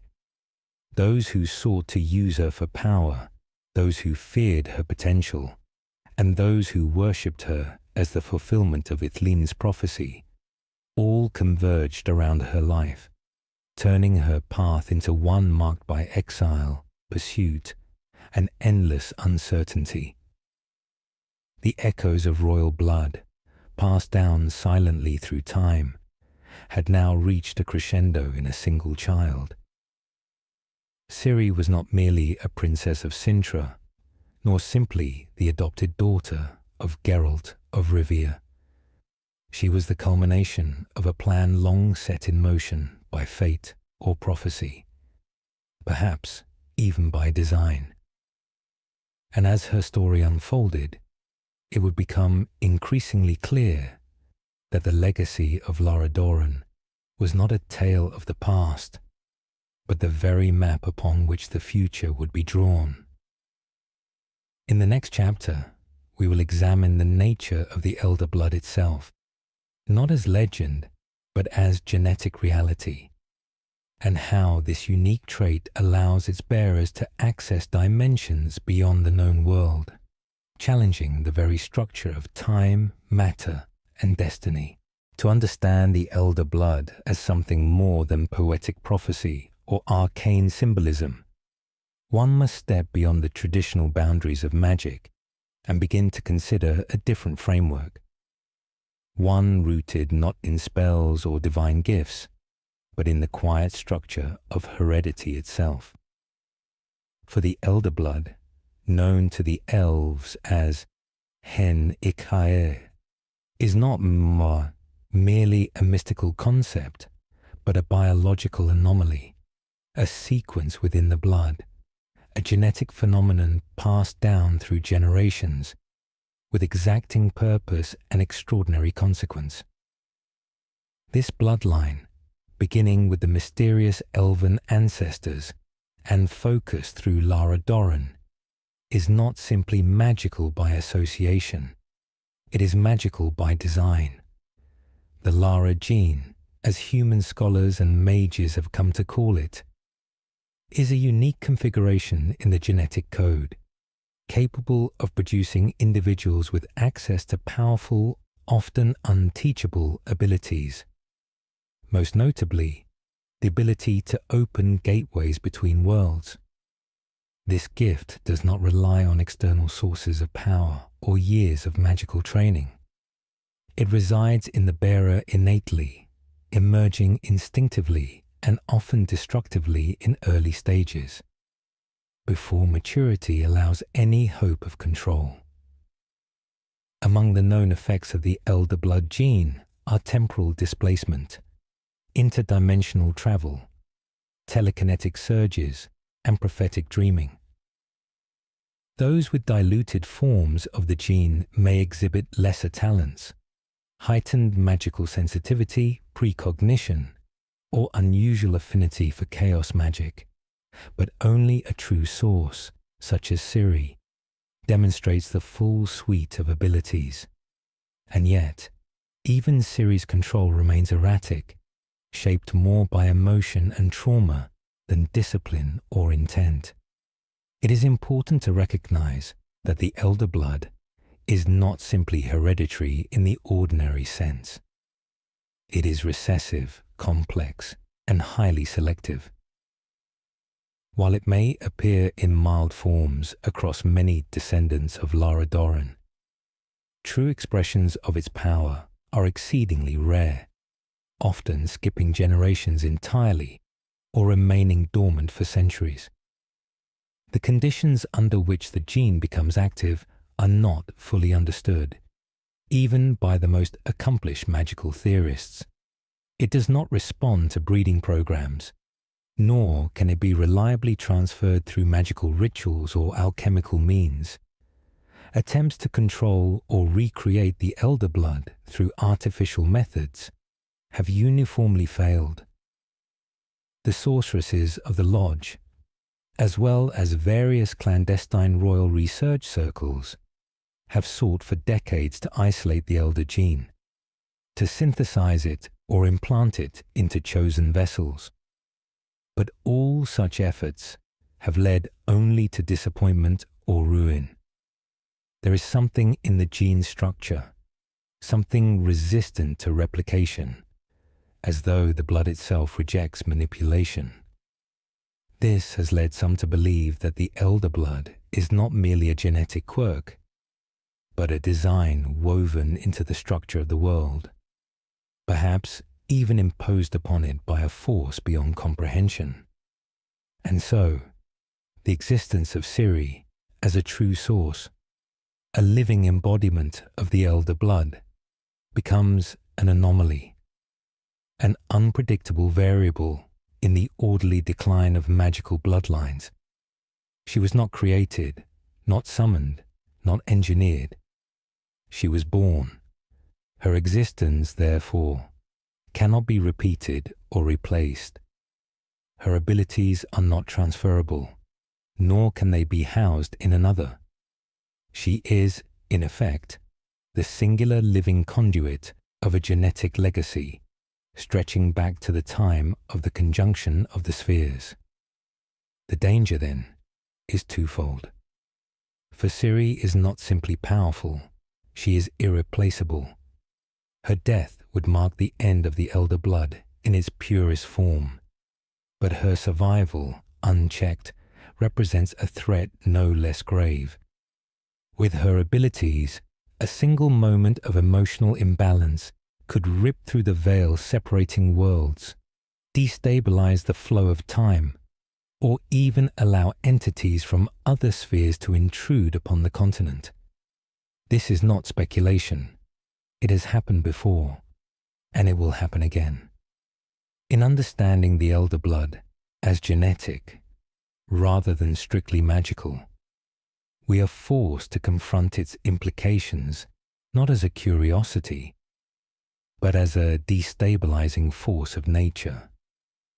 The bearer of the elder blood becomes a nexus between past and future, between possibility and collapse.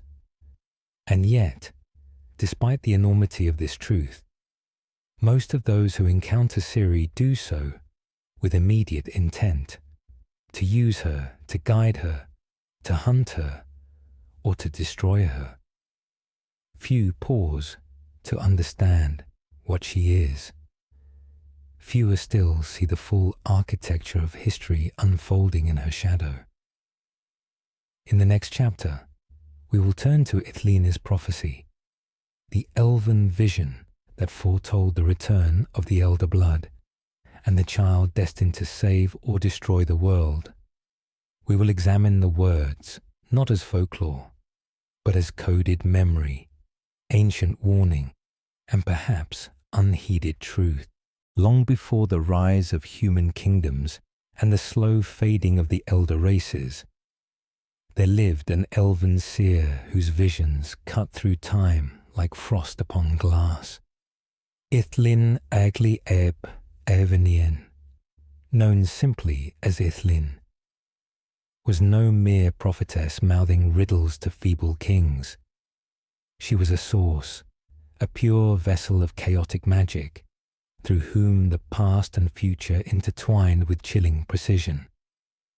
Her most enduring vision, passed down in fragments and echoing across generations, came to be known as Ithlinne's prophecy, a dire and poetic warning of a world to end in ice, and a child of elven blood who would rise amid the ruins to reshape what followed. The language of the prophecy is deliberately opaque, laden with symbolic phrasing and apocalyptic rhythm. It speaks of the white frost, a creeping, unrelenting end that does not arrive as flame or thunder, but as a slow and total extinction, silent and cold. According to Ithlinne, the world will succumb not to conquest or sin, but to a winter beyond seasons. Cities will fall to stillness. Rivers will forget how to flow. Even the sun, she claimed, will pale and abandon its post in the sky. Yet, buried within this glacial doom, there is a single thread of hope. The prophecy speaks of one who shall be born of the elder blood, a child with the power to open the doors to salvation or to ruin. She is not named, but she is described, a daughter of ancient blood, carrying the gift of time in her bones, who will stand alone at the crossroads between extinction and escape. This child, as many have come to believe, is Cirilla Fiona Ellen Rhiannon. The prophecy has been interpreted in many ways. To the elves who remain in hiding, dwindling in number and spirit, it is both a memory and a promise. Many believe that through Ciri, the ancient dominion of their people will be restored, not through war or resurgence, but through passage to another sphere, one where their civilization may begin anew.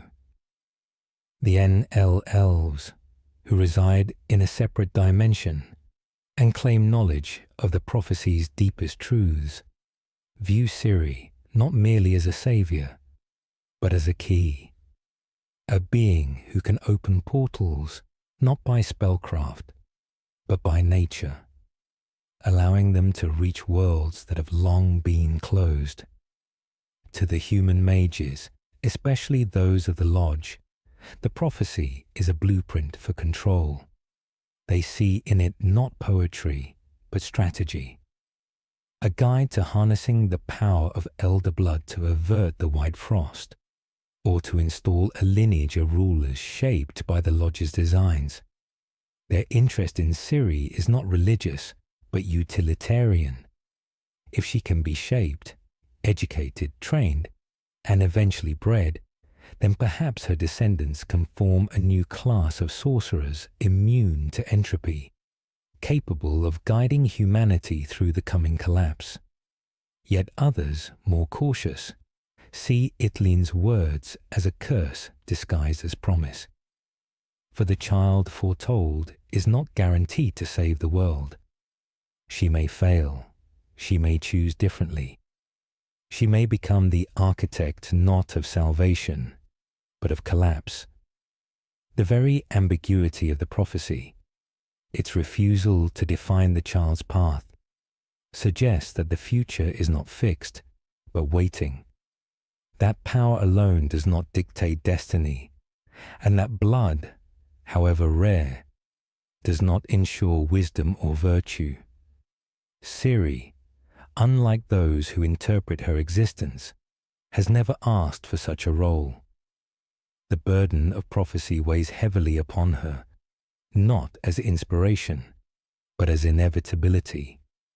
It haunts her dreams and shapes the eyes of those who meet her, not with love, but with expectation. She is not seen as a girl, but as a fulfillment, not a person, but a solution.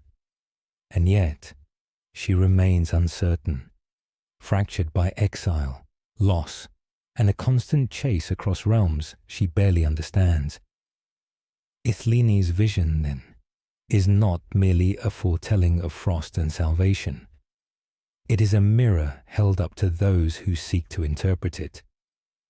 Each faction, elven, human, magical, political, sees in it what they wish to see. But prophecy does not change for the seer's audience. It unfolds silently in the bones of the world, and while the frost has not yet arrived, the winds have begun to shift. In the whispers of the spheres, in the strange lights seen at the edges of vision, and in the trembling hands of those who have touched Ciri's power, the signs are clear. The time spoken of by Ithleen approaches. Whether it will arrive as doom or deliverance remains unwritten. In the next chapter, we will examine the NL, the elves of another world, whose ambitions for Ciri reveal the darker potential of her power, and whose knowledge of the elder blood surpasses even that of her own world scholars. In the legends whispered among elder races and half-remembered by men, there is mention of another kind of elf, not the dwindling Ensei who walk the human lands, but the NL, who turned away from the world of men long ago. These elves, travelers between dimensions, did not vanish with time.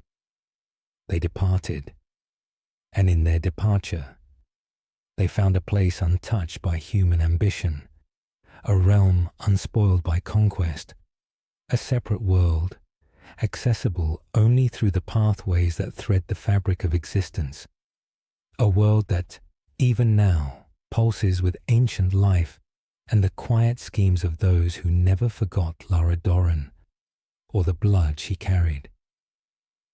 The Enela dwell in a realm not bound by the same rules of time or decay. Their civilization, though isolated, remains formidable, rich in knowledge, in magic, in memory. And among them, one name holds dominion: Eredin Break Glass, the leader of the Wild Hunt, and commander of the spectral riders who traverse dimensions in search of the blood that might restore their race. For the NL, the Elder Blood, is not legend. It is plan. It is necessity. To them, Ciri is not a surprise, nor a mystery. She is the endpoint of a centuries-long observation, the flowering of a line they once attempted to control directly. Her ancestor, Lara Doran, was not merely an elven prodigy who betrayed her race by falling in love with a human. She was a chosen vessel, selected by NL sages to preserve and cultivate the bloodline that would one day open doors between worlds. Her union with a human was not simply tragic. It was a deviation from a larger, deliberate design. And her death marked not the end of that design, but a delay, a redirection. Ciri's appearance, centuries later, is therefore not chance. It is a rekindling of what the NL once lost.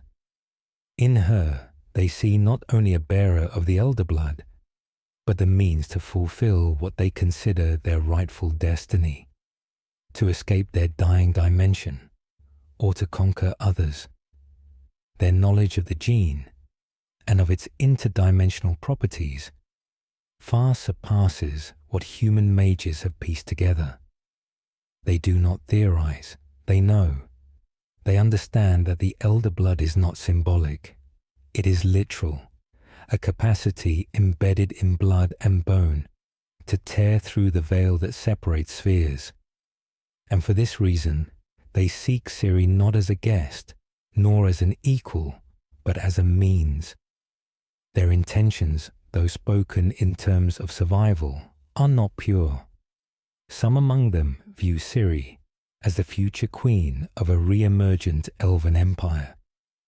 Others regard her merely as a tool, a living key to open the locked doors of reality. And still others, such as Avalach, move in more complex patterns, sometimes protector, sometimes manipulator, always bound by motives that remain partially obscured. Avalach, an NL sage of immense knowledge, presents himself as a guide to Ciri. He speaks of destiny, of legacy, of responsibility. Yet behind his serene logic lies a plan that is not hers. He views her power with reverence and calculation, convinced that her blood must be preserved, that it must produce a child, that the line must not die with her. In this view, Ciri is not final. She is transitional. She is to give birth to the true culmination of Lara Doran's legacy. Avalach does not seek to harm her, but he does not grant her agency. She is a vessel of blood, not a person of will. This perspective is central to the NL's approach to the Elder Blood. To them, it is neither myth nor miracle. It is biology, a resource, a legacy that must be guarded, directed, and if necessary, controlled. They do not view Ciri with wonder, but with purpose. Their reverence is not for her personhood, but for her potential. And in that reverence lies the threat. For Ciri, the NL are both revelation and prison. They know what she is.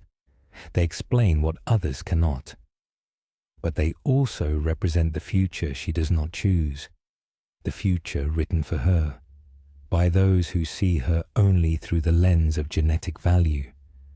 She is no longer merely pursued by human kings or hunted by mages. She is now encircled by those who understand the full truth of her nature, and who are prepared to do anything to see that nature fulfilled according to their vision. Thus, the INL stand as both witness and antagonist in the long journey of the elder blood. They are not evil in the traditional sense.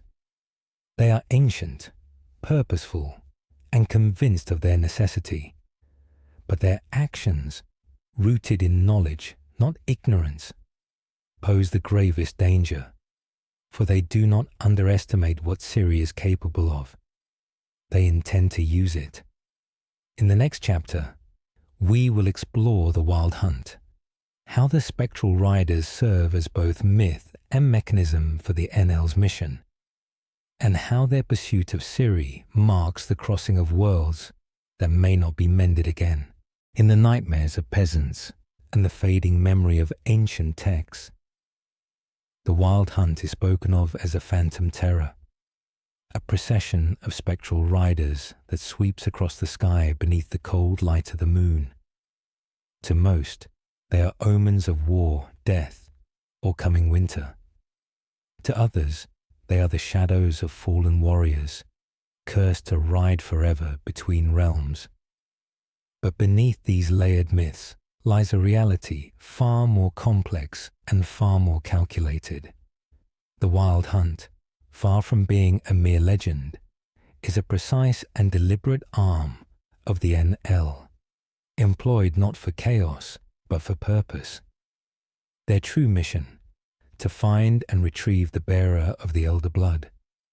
The Wild Hunt, or Der Gruadri, serves Eridan Break Glass, king of the NL and commander of this interdimensional force. The hunt is composed of NL elves trained in the magic and movement of the spheres. They are not ghosts, nor figments conjured by superstition, but real beings, living, armored, and cruel in their efficiency. When they ride, they do so with magic that allows them to traverse dimensions, to appear and vanish across worlds, and to track their quarry not through scent or signal, but through resonance. And Ciri, as bearer of the elder blood, gives off a resonance like no other. Eridan's use of the hunt is strategic. He seeks not only to capture Ciri, but to force her compliance, if necessary, through terror, psychological pressure, or confinement. To him, she represents a convergence of opportunity and design. Her abilities, if properly controlled, could ensure the survival and dominion of the NL. But time is not their ally. The white frost draws nearer, and the dimensional barriers grow thinner. Eridan grows more ruthless with each failed attempt to capture her, more willing to abandon diplomacy in favor of brute force. The Wild Hunt first becomes known to the human world through sudden appearances, fleeting yet devastating. Villages are razed, people vanish. The air grows colder in their wake. Most witnesses are unable to speak of what they've seen, not for lack of words, but because the mind recoils from truths it cannot contain. Only those closest to the magical and metaphysical undercurrents of the world, sorcerers, witches, and those marked by destiny, understand that the hunt is not punishment, but pursuit. Their pursuit of Ciri intensifies following the reawakening of her power Once her ability to travel between worlds manifests, her signature becomes unmistakable to the hunt's trackers. She is no longer merely a fugitive.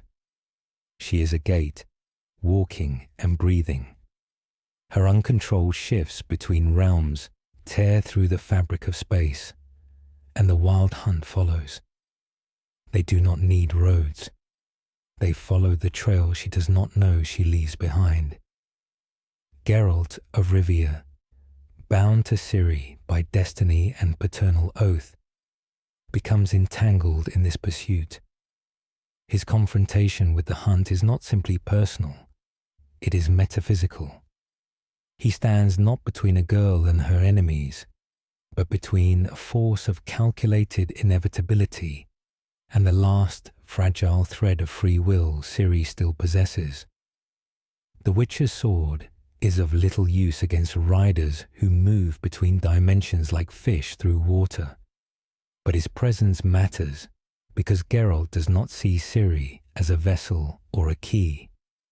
He sees her as a child, his child, and that difference, in a world dominated by prophecy and power, matters deeply. The hunt's tactics are not random. They sow terror not as a side effect, but as a tool. The fear they create drives their quarry into isolation, weakening resistance. Their appearance is deliberate: horned helmets, skeletal steeds, burning eyes, not as vanity, but as psychological assault. Every encounter with them erodes resolve. Every appearance reinforces the illusion that resistance is futile. And yet, for all their might, the wild hunt has failed to contain Ciri. She slips between worlds with increasing strength, not guided by training, but by survival. Her fear fuels her ability. Her desperation refines it. Each escape teaches her more. Each confrontation brings her closer to understanding what she is and what she can do. But it also draws her deeper into the vision Ithlinne foretold, the vision that may not be a prophecy, but a script written by the NL long ago, and now performed by the unwilling.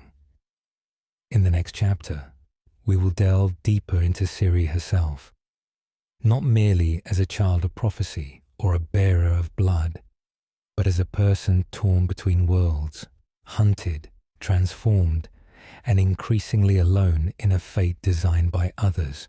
Born into royalty, marked by fate, and burdened with a legacy older than memory, Cirilla Fiona Ellen Rhiannon, Ciri, is at once the subject of prophecy, the object of pursuit, and the most unstable variable in a future weighed down by inevitability. To understand her fully requires more than tracing her ancestry or examining her powers.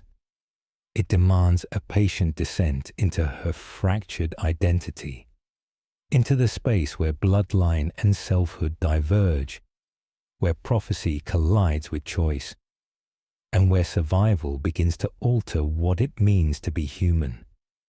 Ciri was not raised in the quiet expectation of her destiny. She was shaped by dislocation, first by the violent destruction of her home in Sintra, then by her separation from her mother Pavetta and the death of her grandmother Calanthe. She became almost instantly an orphaned heir, a girl of noble blood forced into the wilderness of the world. Her time among dryads, in brothels, on the run from bounty hunters, and in the protective custody of Geralt of Rivia, did not make her weak, but it did leave her splintered, caught between who she was told to be and who she was becoming. The reawakening of her elder blood marked a profound rupture. What had once been dormant became active, uncontrolled, unconscious, triggered by moments of fear, grief, or rage. Portals opened around her, sometimes dragging her across space, other times into entirely foreign spheres. She moved through time, not by intent, but by trauma. And with each shift, the boundaries of her reality became thinner. She was no longer simply hiding from the world. She was beginning to fall through it. But even more destabilizing than her powers was the growing awareness that her life was no longer her own. Every person who encountered her seemed to already know her place in a story she had never agreed to tell. To the Lodge of Sorceresses, she was a genetic treasure. To the NL, she was a prophesied key. To emperors and kings, she was an heir, a bargaining chip, or a threat. And to Geralt and Yennefer, she was a child, beloved, but still burdened with expectations she could not fully reject. This convergence of perceptions left Ciri isolated, not by physical distance, but by existential weight. She could not be ordinary. She could not be safe.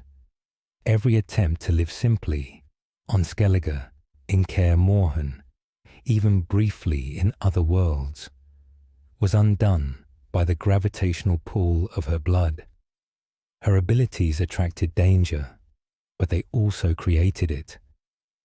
With each moment of panic, she risked opening a path for something darker to enter the world. With each attempt to run, she tore the fabric of space further, drawing more hunters, more consequences, more truths she could not unlearn.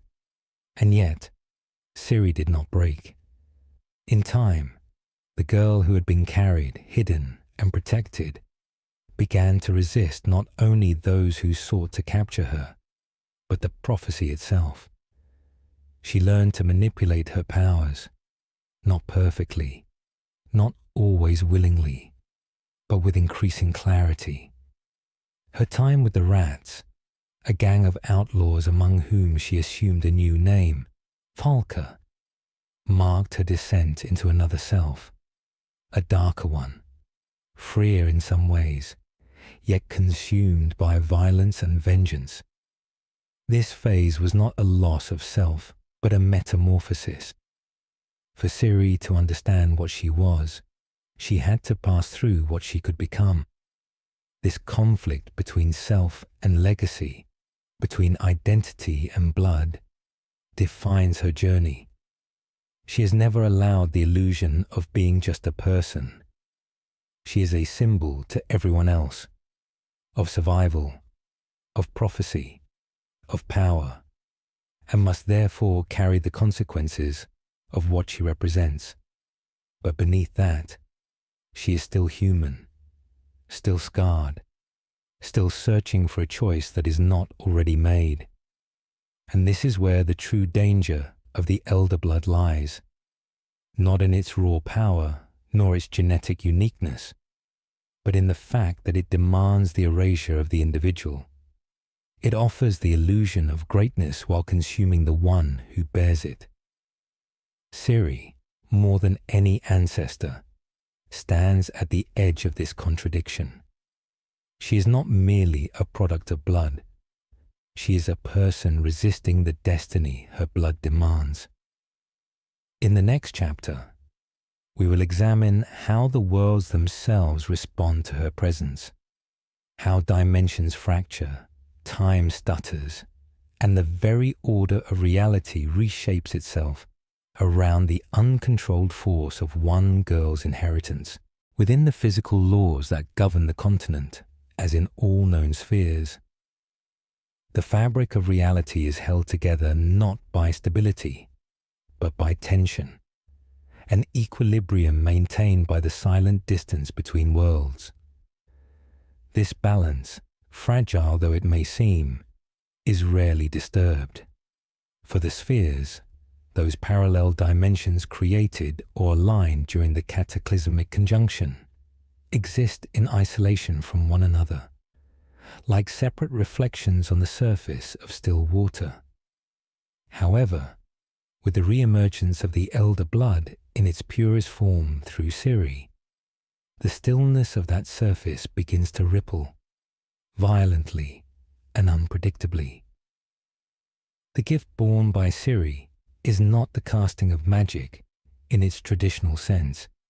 It is the unconscious manipulation of reality's architecture. When she runs, when she screams, when she dreams, doors open. When she loses control, boundaries break. And when she chooses, intentionally or not, to leave one world behind, she does not simply vanish. She tears. The wound she leaves is not symbolic. It is structural. A rupture between one sphere and the next. These tears are not clean. They are chaotic, unstable, dangerous. They may close quickly or remain open for longer than intended. They may allow not only her passage, but the passage of others, creatures, energies, forces foreign to the continent. Some portals lead to barren, dead worlds. Others to realms overrun by beasts born of forgotten nightmares. Still others resemble her own world, but are altered, corrupted, unreal. Each crossing reshapes her understanding of what is possible, while further proving the terror of what she has become. And yet, there is no consistency. Her powers do not respond to spells or incantations, nor to deliberate effort. Instead, they emerge in bursts tied to emotion, instinct, and sometimes fate itself. This inconsistency makes her not only difficult to control, but impossible to predict. She is a singularity, an unpredictable force upon which the geometry of existence now pivots. And so the worlds react. Some, like the Enel's realm, seek her actively. They send their riders, their sages, their agents. Others seem to recoil from her, breaking down when she enters, disintegrating under the pressure of her presence. Time, in these moments, does not behave as expected. In certain spheres, moments stretch. In others, they collapse. Days may pass in a breath, or never begin at all. And yet, despite the vastness of what she can touch, Ciri cannot escape the consequences of each rupture. She sees what follows in her wake. Dead cities, haunted forests, landscapes where the stars burn wrong. The dimensions she opens do not lie dormant. They bleed into one another. And those who know how to listen, seers, mages, ancient beings, feel the shift, as if a note in the harmony of the cosmos has gone suddenly out of tune. The white frost, the slow-moving extinction spoken of in Ithleen's prophecy, may be more than metaphor. It may be a force already at work in other spheres, creeping across dimensions, seeking one last passage through which it might reach the continent. Ciri's gift, if uncontrolled, could become that passage, not by intent, but by function. She is the key, but she is also the door. And each time she stumbles, the lock turns. There is fear among the magical community, not just of Ciri, but of the pattern. For if one bearer of the elder blood can shake the pillars of space, what of her descendants? What of those who might come next, shaped not by trauma, but by education, by ambition?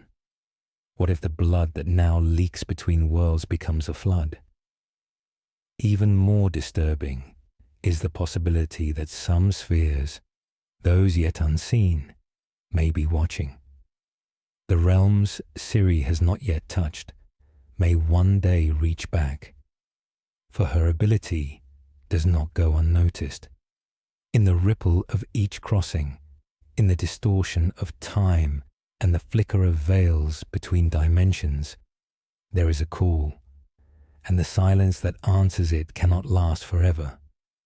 In the next chapter, we will return to the concept of fate, the role of destiny in shaping this bloodline, and whether the future foretold for Ciri is inevitable or merely one among many unchosen paths. Within the world of The Witcher, destiny is not a poetic illusion, nor merely a superstition of the unlearned. It is a law, subtle, intangible, and yet profoundly binding. Unlike prophecy, which forecasts, or magic, which manipulates, destiny exists as an unseen architecture upon which the lives of all beings seem to unfold. For most, its presence is quiet, almost imperceptible. But for a select few, those born into lines old as the spheres themselves, it becomes unmistakable, inescapable, and heavy beyond reason. And none bear this weight more fully than Cirilla Fiona Ellen Rhiannon. From her conception, Ciri's life was shaped not only by blood, but by circumstance, carefully bent by the forces of fate. Her parents' meeting, her escape from Sintra's fall, her repeated convergence with Geralt of Rivia, all form a pattern that suggests orchestration, not coincidence. Most notably, her life is tied to the law of surprise, an ancient and binding tradition that seems to act as a conduit through which destiny itself exerts influence. It was this law that caused Geralt to claim her before she was born, and it was this same law that led them back to one another, again and again, across years and wars. To many, including the elven seers and human sorceresses, this convergence cannot be dismissed as random. It leans prophecy, speaking of the blood that would save or destroy, appears to find its embodiment in Ciri. But the prophecy alone is not destiny. It is interpretation. It is a framework. What governs Ciri's life more rigidly is the accumulation of choices made around her, often without her consent, but always in response to a force none dare name fully. This is the paradox of destiny in her story. It is both invisible and absolute. Ciri herself comes to feel this force as both guardian and jailer. It saves her from death, from madness, from isolation. Yet it also denies her peace, love, normalcy. Every attempt she makes to step outside the path designed for her is met with resistance, not from people, but from the world itself. It is as if her fate cannot be rewritten, only delayed. And when she does deviate, when she joins the rats, when she adopts the name Falka, when she rejects both crown and cause, the world shifts violently to bring her back. The most intimate expression of this truth lies in her dreams. For in sleep, Ciri does not simply imagine. She sees other versions of herself, paths not taken, worlds not entered, lives unlived. In some, she is queen. In others, she is prisoner. In still others, she is simply gone. These visions suggest that fate is not a single thread, but a tangle, one that her blood allows her to touch, perhaps even to cross. But each thread abandoned leaves a scar. Each deviation carries weight. The future does not forget. And yet, despite the precision of these patterns, there remains a sliver of uncertainty. For if fate were absolute, there would be no choice. And Ciri, more than any other bearer of the elder blood, continues to choose. She chooses to run when others would stay. She chooses to spare when others would kill. She chooses to return when the world expects her to flee. These moments, however small, suggest that even within the rigid lines of destiny, there are fractures, places where human will however fragile, can resist. The scholars of the Lodge, the sages of the NL, and the remnants of elven nobility have all tried to map her future. They have read her blood like scripture, tried to fold her into their designs. But Ciri's greatest act of defiance is not against those who chase her. It is against the path they insist she must walk. In this, she is not Lara reborn, nor Folka returned. She is herself, wounded, altered, but not consumed. Perhaps that is the final truth about destiny, that it does not demand obedience, but it does demand cost. Ciri has not escaped her fate, but she has bent it. She has walked paths not written for her, and in doing so, she has changed more than herself. She has changed the meaning of the prophecy that follows her. She has revealed that even in a world shaped by lineage and fate, it is the unchosen paths, the ones fought for, rather than foretold, that define who we truly are.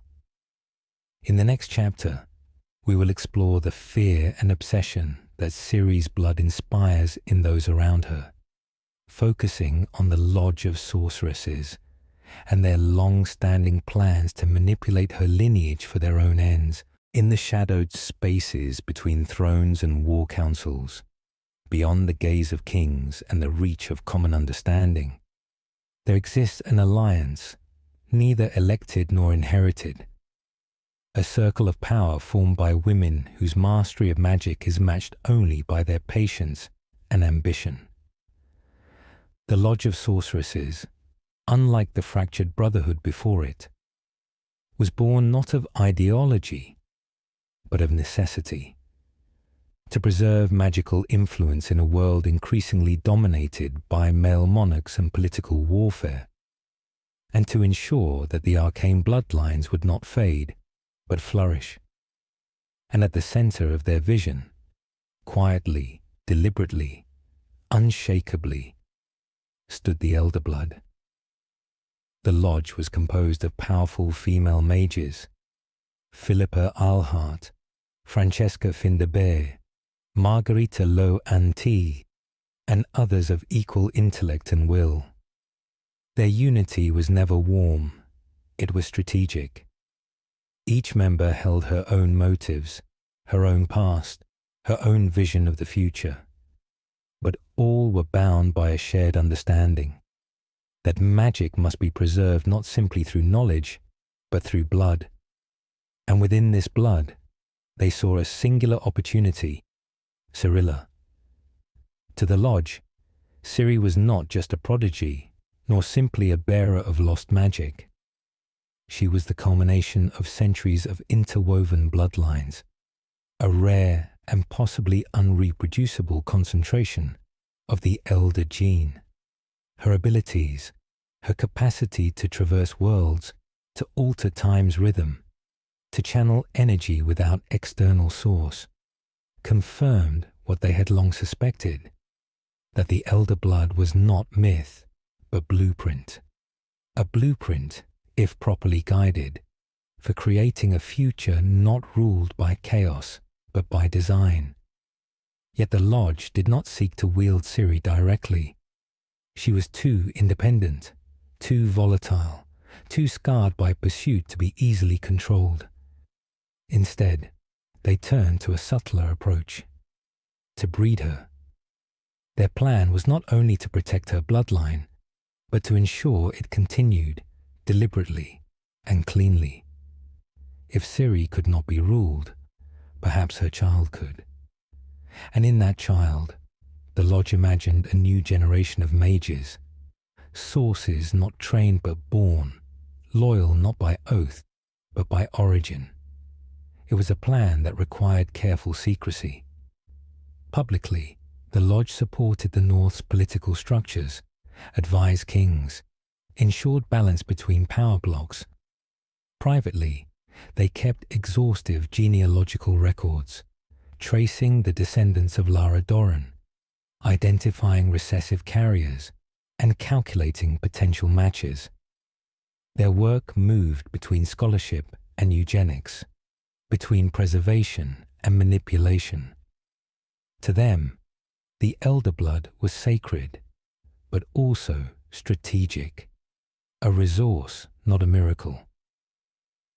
Ciri, however, would not comply. Her nature, shaped by flight, by war, by trauma, could not be molded to suit political design. And so, the Lodge considered alternatives: cloning, magical fertilization, even forced conception. All possibilities treated not with horror, but with cold analysis. Philippa Alhart, in particular, advocated for the containment of Ciri, arguing that sentiment must not interfere with necessity. The Lodge was not interested in whether Ciri wished to bear children, only in whether she could. Francesca Findabair, herself of elven descent and deeply invested in the renewal of her people, viewed Ciri through a dual lens, both as a weapon and as salvation. For the elves, the elder blood was not merely power, it was heritage, and through Ciri, Francesca saw the possibility of restoring what time had taken, an elven heir to bridge past and future. Yet even she, despite her more emotional stake, was prepared to act without Ciri's consent. Compassion in the face of extinction became secondary. This cold utilitarianism defines the Lodge's legacy. They sought not chaos, but control. They viewed the world through lines of power and blood, not through morality or emotion. In their view, Ciri was not entitled to her own future because she belonged to the future of the world. And in this, the Lodge mirrored so many others, the elves, the kings, the hunt, not in cruelty, but in certainty. They believed they were right. Ciri's rejection of their intentions was not just an act of resistance. It was a fracture in their vision of order. Her refusal to become the mother of a future they had drawn on paper was more than rebellion. It was the collapse of a plan centuries in the making. For all their knowledge, all their magic, the Lodge had not understood one truth: that destiny, while powerful, does not erase the individual, and that power, when given shape by choice, becomes something no one can predict or own.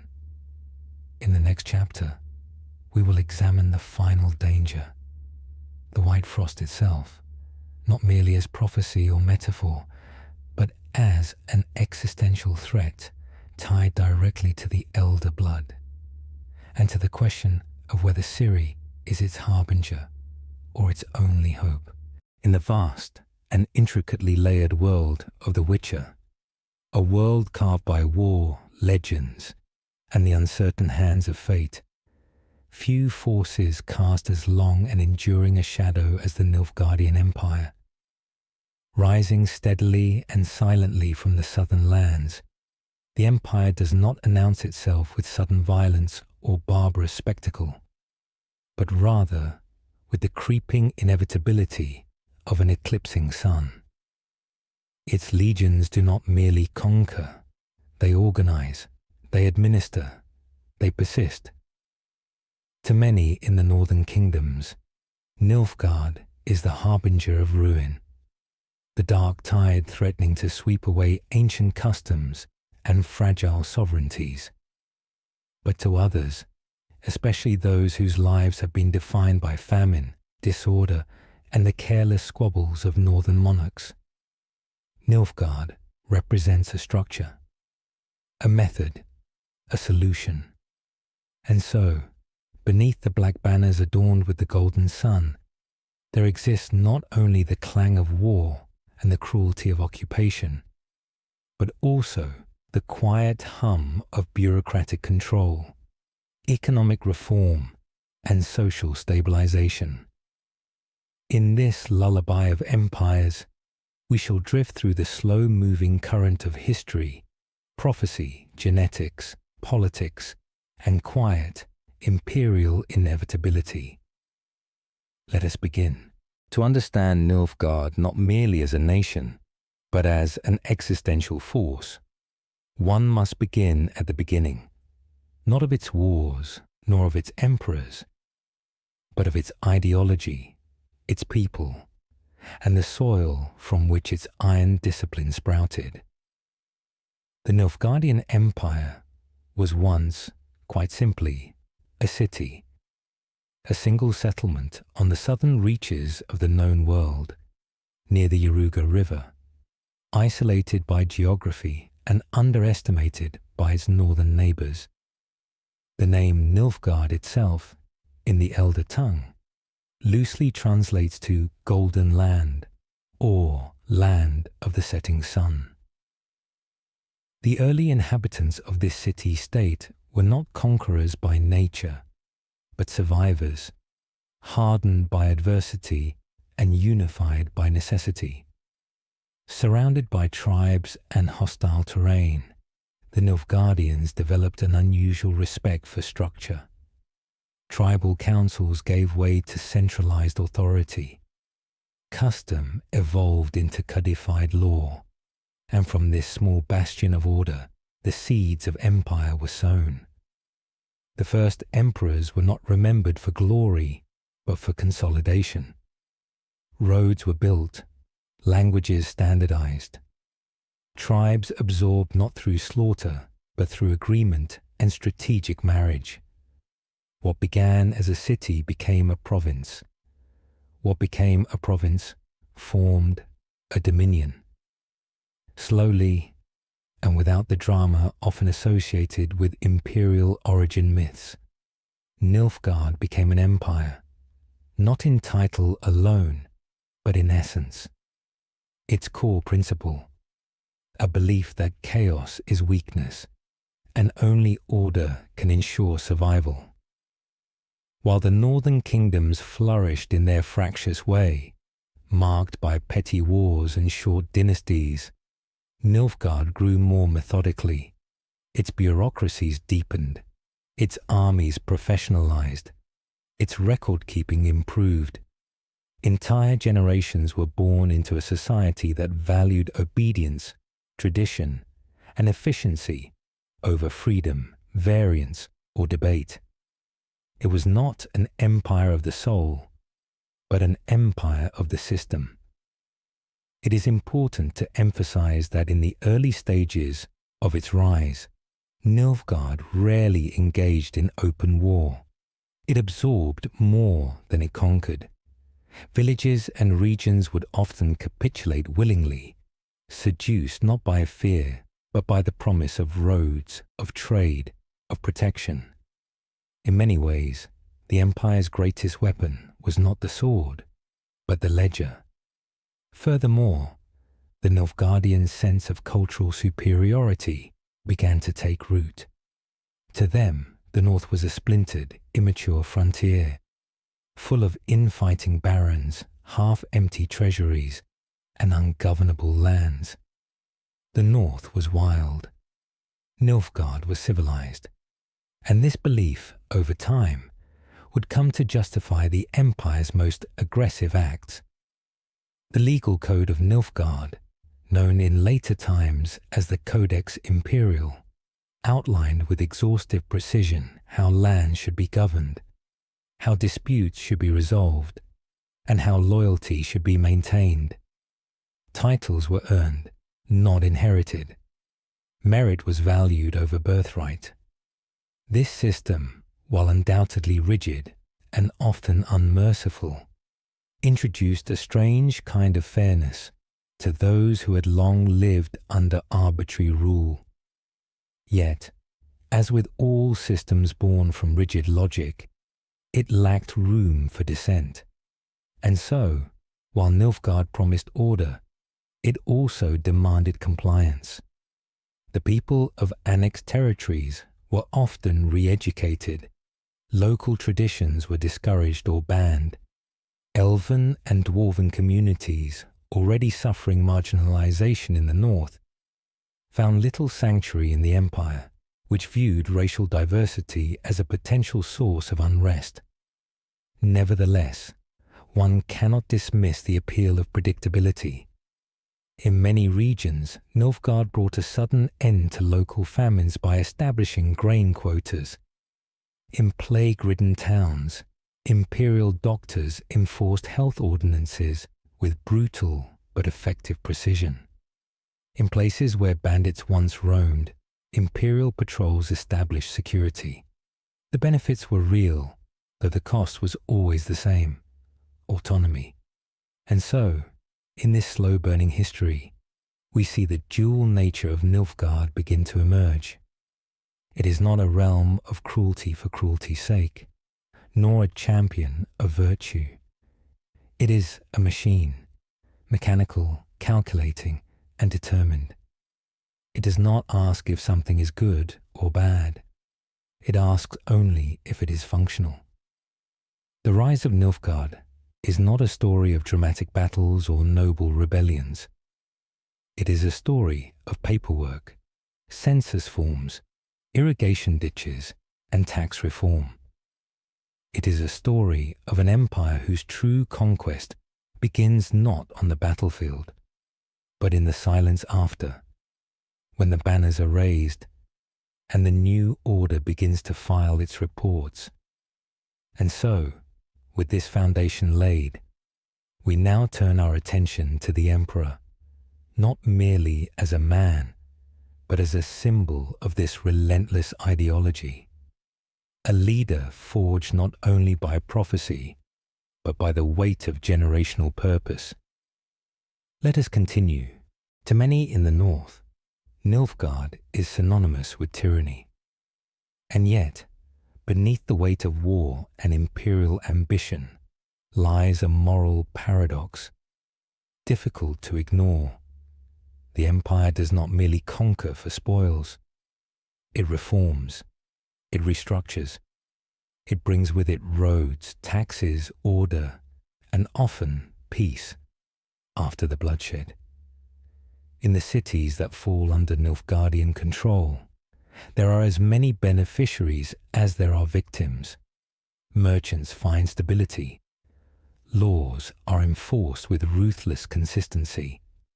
Petty kings are replaced by appointed governors who answer directly to the emperor, not to ancient bloodlines or regional interests. Crime, though not eradicated, is punished efficiently. Infrastructure expands. Education is standardized. Yet, this order is bought with silence. Dissent is unwelcome. Autonomy is reduced. Cultures are absorbed or erased. And though stability follows Nilfgaard's banner, it is not always a peaceful one. It is instead a coerced calm, the kind that breeds resentment beneath the surface. Still, for some, it is a better alternative. To live under Nilfgaard is to trade chaos for certainty, to trade the unpredictable cruelty of a northern lord for the regulated oppression of an imperial structure. This complexity is central to understanding the empire. Nilfgaard is not evil in the traditional sense. It is a force of structure in a world that otherwise decays. It may bring peace, but not without cost. And for many, that cost is identity. As you breathe in gently now, let your mind trace the edges of that thought. Order without justice. Peace without freedom. The black sun rises not with fire, but with cold purpose. The arrival of Nilfgaard in the northern kingdoms was not a sudden explosion of violence, nor a single dramatic invasion. Rather, it was a slow pressure, a calculated expansion, a methodical application of political gravity. Over decades, the empire prepared not only its armies, but its scribes, its supply chains, and its civil administrators. When war finally came, it was not just an act of aggression. It was an extension of policy, a movement toward inevitability. To the north, Nilfgaard appeared alien. It was not ruled by quarrelsome barons or whimsical kings. It did not host tourneys or entertain bards or indulge superstition. It moved with direction. Its soldiers did not loot because they were paid. Its commanders did not bribe because they were audited. Its tax collectors were not arbitrary because they operated under code. And so, when Nilfgaard marched into Sintra, then Sodden, then beyond, the world watched with unease. The armies of the north, fragmented and undisciplined, struggled to match Nilfgaard's precision. Temeria and Redania fielded knights whose armour shone, whose banners waved, and who died swiftly. Cedwyn sent thousands to the front and lost thousands more to poor coordination. The First War ended not with a final blow, but with exhaustion, a truce, a pause. Nilfgaard, content for the moment, consolidated. Occupation followed. It is in this occupation, not merely in war, that the true nature of Nilfgaard reveals itself. When Nilfgaard takes a region, it does not burn it to the ground. It registers it. It counts its people. It maps its roads. It assesses its grain production. It evaluates local infrastructure. Then it restructures. Local nobles are removed unless they swear loyalty. Courts are replaced with imperial magistrates. The Nilfgaardian language is made official. Schools are reformed. Trade is regulated. The result is not chaos, but an eerie stability. Farmers are told what to plant, when to harvest, and how much to tithe. Merchants are issued permits. Toll roads are introduced. Taxation is formalized. Resistance is punished, but efficiency is rewarded. To many peasants, the change is tolerable, sometimes even welcome. Under their old lords, taxes came irregularly, often doubled without warning, and paid for feasts instead of roads. Under Nilfgaard, the demands are firm, but predictable. A farmer knows what is expected. A widow knows what her bread costs. A village knows how many soldiers it must host, and for how long. There is no negotiation, but there is also no guessing. And yet, for every benefit, there is loss. Cultural erasure begins subtly. Regional festivals are cancelled, local songs banned, historical symbols removed, temples repurposed, languages suppressed. Stories begin to vanish, replaced by imperial narratives. The people are not only ruled, they are redefined. Identity is rewritten in bureaucratic terms, as subjects, not citizens, as labourers, not communities, as statistics, not voices. Resistance movements do arise. Underground networks pass information. Former soldiers become bandits. Priests hide relics. But the cost is high.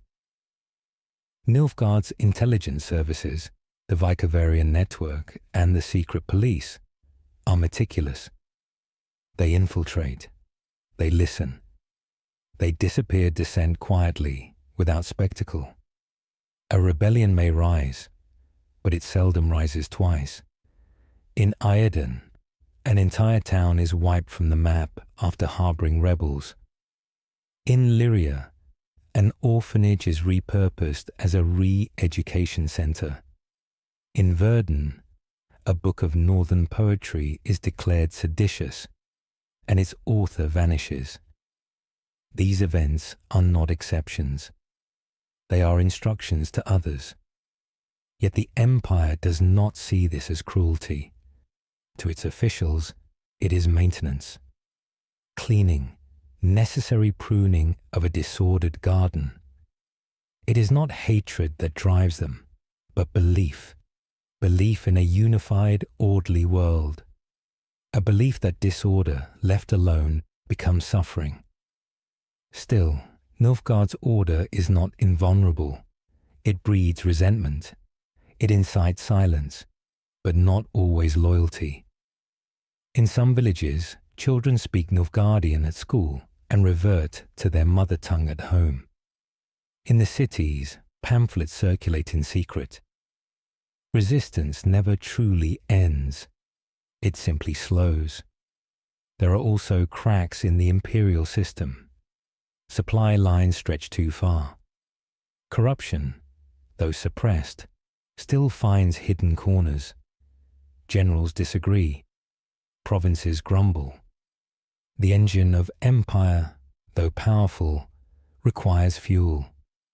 Fuel in the form of people, grain, obedience, and time. In the end, Nilfgaard does not always hold what it conquers. Some regions, like Sintra, become symbols of occupation and symbols of rebellion. The north, chaotic though it may be, is not without memory. It remembers its kings, it remembers its stories, and it remembers when it was free. Still, as long as Nilfgaard exists, the question remains open. Is it better to live in freedom and chaos, or in order and silence? For many, the answer is unclear. At the very center of the tangled destinies that define the Witcher universe stands a single figure. Not a king, nor a warrior, nor even a sorcerer, but a girl. Cirilla Fiona Ellen Rhiannon, known to most as Ciri.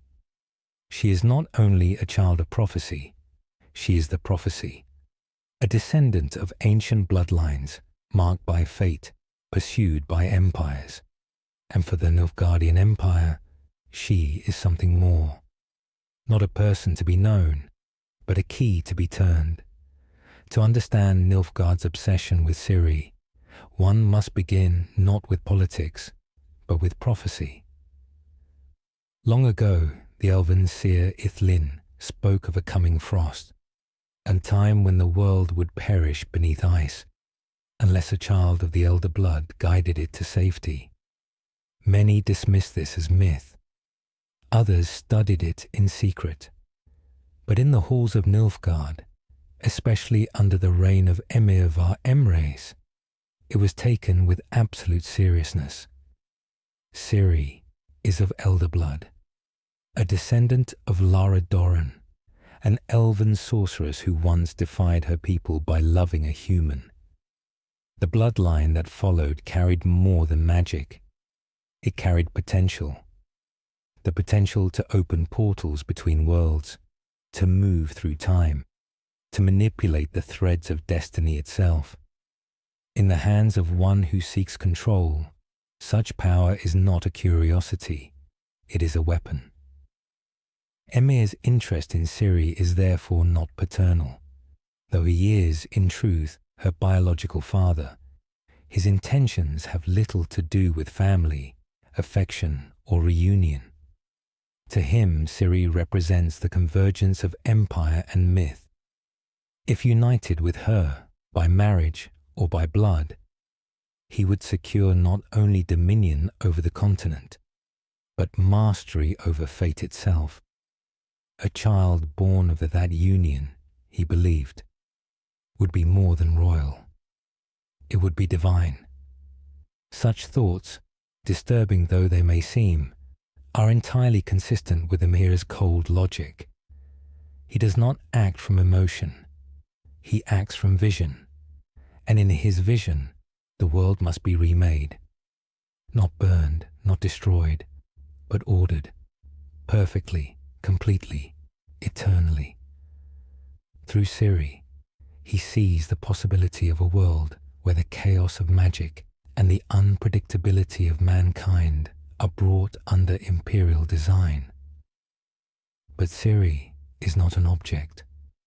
She is a person, trained by witches, protected by sorceresses, hardened by experience. She does not bend easily. She flees capture again and again. She rejects the empire not with rebellion, but with elusiveness. She vanishes, escapes, reappears, always one step beyond Nilfgaard's grasp. And so, her story becomes a kind of silence within the empire, a silence that stretches across maps and through years. Emir continues to rule, but always with an absence at the center. The plan remains unfinished, the prophecy unclaimed, the future unshaped. There are whispers within the imperial court. Some say Emir has abandoned the pursuit. Others believe he waits, patient and still, knowing that destiny will bring her back. Scholars continue to study her bloodline. Mages draft rituals. Secret orders keep records of her movements. Entire units of soldiers are deployed not to fight wars, but to search, to follow rumors, to listen at the edge of the world. Outside of Nilfgaard, others also seek her. The Lodge of Sorceresses, the Northern Monarchs, elves in hiding. Each has their own idea of what she is and what she could become. But only Nilfgaard sees her as essential, as inevitable, as a requirement for the next age. There is a quiet danger in this kind of thinking. To make one person carry the burden of the world's design, to treat her not as a girl, but as a formula. Ciri resists not only capture, but this idea itself. She is not a prophecy, she is herself. And yet, prophecy lingers. The blood within her is ancient, her power still growing, her decisions still shaping events beyond her comprehension. Even her refusals have consequences. Nilfgaard waits. Its armies march and rest. Its cities grow and change. But the plan remains, somewhere beneath the throne. It is written in ledgers and studied in secret. A future built on her return, whether willingly or not. Ciri walks the world, and with each step she defies it. And in doing so, she becomes the only thing Nilfgaard cannot calculate. A single unknown in a system of certainty. And that, perhaps, is why she matters most of all. Let us now turn our attention to how the northern kingdoms respond, not only to Nilfgaard's power, but to the shadow of prophecy that surrounds both empire and girl. In the world of the Witcher, the Nilfgaardian Empire is more than a nation. It is a center of gravity. Every choice, every war, every political maneuver, no matter how distant, occurs within the field of its influence. Even when its legions rest and its banners do not rise, Nilfgaard exerts weight. It bends the will of kings. It shapes alliances. It defines the terms of diplomacy. It is, quite simply, the axis upon which the entire continent turns. In the early days of its expansion, Nilfgaard's presence was felt primarily through direct action. Its armies crossing the Yaruga, its agents undermining northern thrones, its coin disrupting regional markets. But as time passed, and as the borders of its empire extended, the nature of its influence changed. It no longer needed to march to conquer. Often, the mere threat of Nilfgaardian attention was enough to shift the kingdom's policy. Its shadow, once sharp and narrow, grew diffuse, encompassing not just provinces but patterns of behavior. Temeria, once proud and defiant, found itself adopting stricter laws, not only to manage internal unrest, but to project stability in the face of Nilfgaardian surveillance. Redania, under the ever-watchful Dijkstra, transformed into a state of constant preparation. Spy masters became more powerful than generals. Peace was not trusted. Every envoy from the south was viewed with suspicion, and every quiet season was interpreted not as relief, but as anticipation. Even Kedwen, a realm distant from the central theatres of war, became more militarized. Fortresses were reinforced, borders patrolled, trade regulated. The empire need not attack every kingdom to control it. In many cases, fear of conquest compelled preemptive submission, cultural, economic, or diplomatic. This gravitational pull also affected neutral parties. Skellige, the rugged archipelago of raiders and seafarers, long prided itself on isolation and independence. Yet as Nilfgaard's naval ambitions grew, Skellige too felt its tide shift. Some clans considered treaties, others prepared for war, but none could ignore the fact that Nilfgaard's ships would someday cross into their waters. In the taverns of Ard Skellig, sailors spoke less of storms and more of imperial sails on the horizon. Even magic, an elusive and often apolitical force, began to orbit around the empire's plans. The Brotherhood of Sorcerers, long fractured, began to sense the need for unity, not because of philosophical change, but because of existential necessity. Mages who once pursued individual goals found themselves caught in a rising current of imperial pressure. Those who cooperated with Nilfgaard received support. Those who resisted were hunted. And still, the empire did not boast. It did not need to. Its very existence created response. When Nilfgaard sneezed, the north tightened its cloak. When Nilfgaard paused, the north waited. Breath held. This form of control, subtle, invisible, yet overwhelming, is the truest mark of imperial success. Influence becomes instinct. Foreign courts model themselves after Nilfgaard not by force, but by imitation. Bureaucracies reorganize. Coinage is standardized. Foreign emissaries learn the Nilfgaardian tongue, not by law, but by necessity. To trade, to negotiate, to survive, one must speak the language of the center. And so, the empire becomes not just a power, but a reference, a model, a measuring stick. This is not to say the entire world bows willingly. Resistance continues. Identity persists. Northern pride does not extinguish easily, but even resistance must acknowledge the rules of the game, rules set by Nilfgaard. Political marriages once forged for love or alliance are now calculated based on Nilfgaard's likely response. Wars are not begun without consulting maps that detail imperial supply lines. Even rebellions consult Nilfgaard's weaknesses before they act.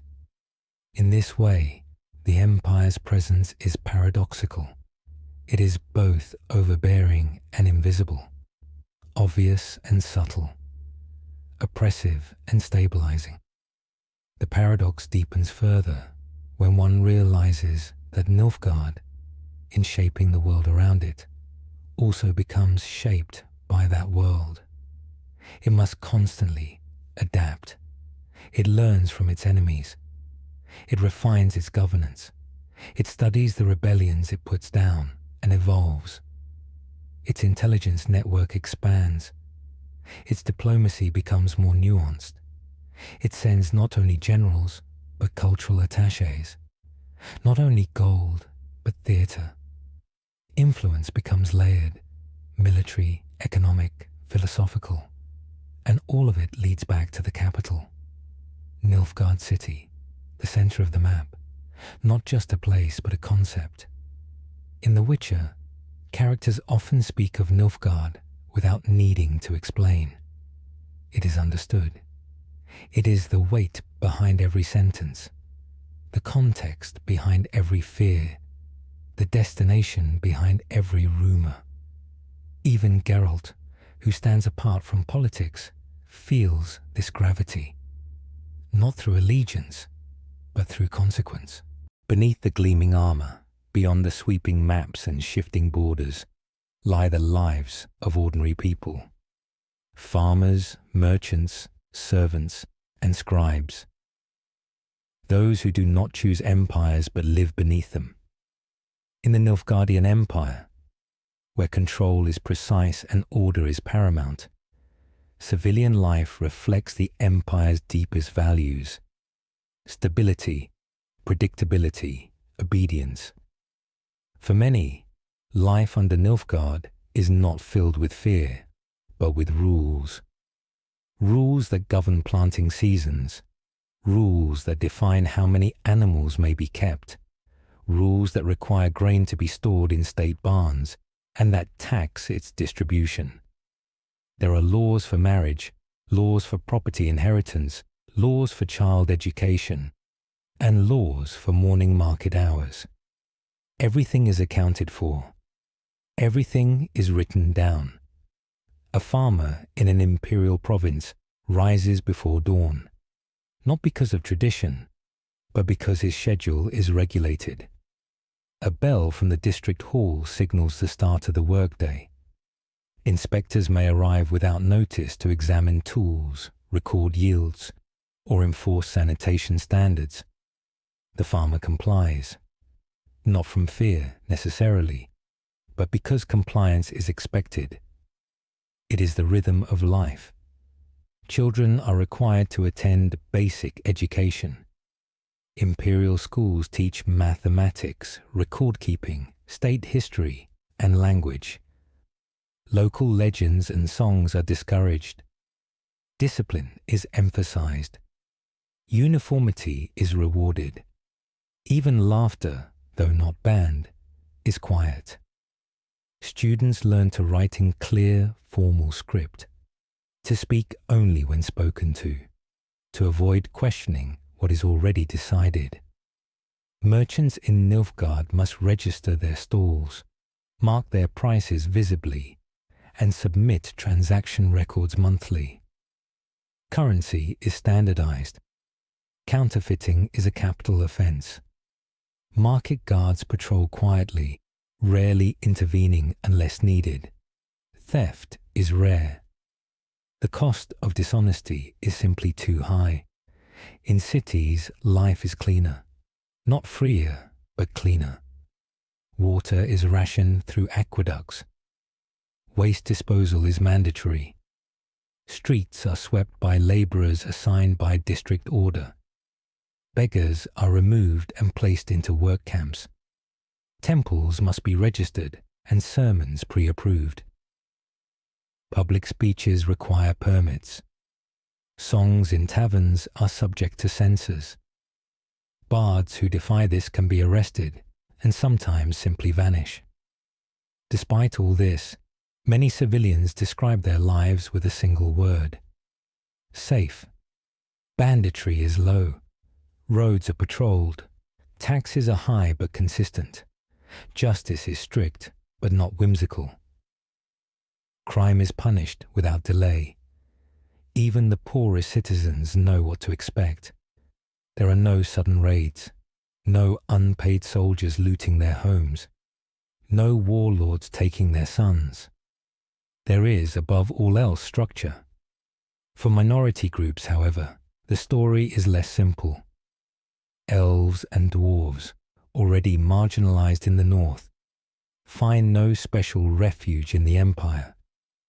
Though not openly persecuted, they are viewed as unreliable. They are given jobs, but not influence. They are watched. Their languages are restricted. Their communities remain on the margins of imperial life, never fully absorbed, never fully trusted.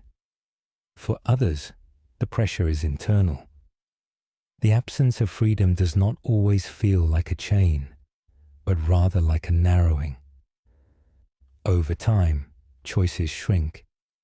Festivals grow quieter. Colors fade. A child grows up not knowing their grandfather's stories. A village forgets how to dance. A region, over generations, becomes something new, not by force, by forgetting. Imperial peace is not loud. It is not joyful. It is slow, efficient, and controlled. Those who live well under it are those who adapt, who do not question, who do not dream too far beyond their station. A clever baker may thrive. A poet will likely starve. Still, when compared to the chaos of pre-imperial life, feudal lords, bandit raids, religious inquisitions, many prefer Nilfgaard. They may not celebrate it, but they survive it, and for some, survival is enough. In the next chapter, we will explore the whispers beneath the silence, the secret orders, loyalists, spies, and rebels who resist Nilfgaard not with armies, but with hidden intent. Not all opposition to Nilfgaard is visible. Beyond the empire's columns of soldiers and beneath its clean, regulated cities, another kind of conflict moves quietly, without banners, without battlefields.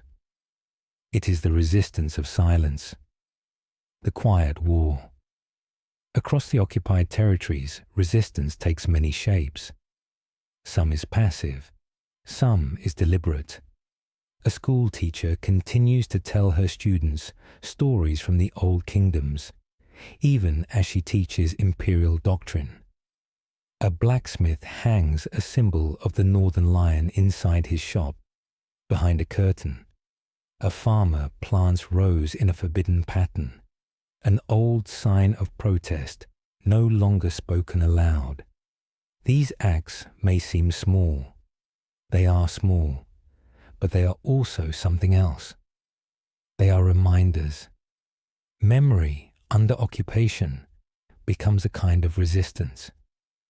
When the empire asks for uniformity, even a whisper of difference becomes a risk and a statement. Larger resistance groups also exist. They are rarely organized on a national scale. Most form in forests, mountain passes, or border towns. Former northern soldiers, displaced nobles, defiant peasants. They use sabotage, misinformation, and the slow drip of disruption. Their goal is not victory, but persistence. Nilfgaard does not ignore them. Its intelligence network is vast. Agents gather information, often without uniforms, without names. They live among villagers. They listen. When resistance is found, it is not publicly displayed. There are no trials, only sudden silence. The empire does not explain. It simply removes. Because of this, rebels adapt. Messages are hidden in patterns on pottery, in songs, in carved wood. Contact is brief. Meetings are rare. Most cells work alone, not trusting even each other. Secrecy is not a habit. It is survival. Within the empire, dissent also exists. A minor clerk delays a shipment.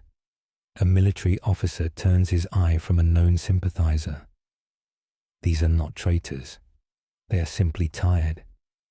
Tired of watching silence imposed on everything that once had voice.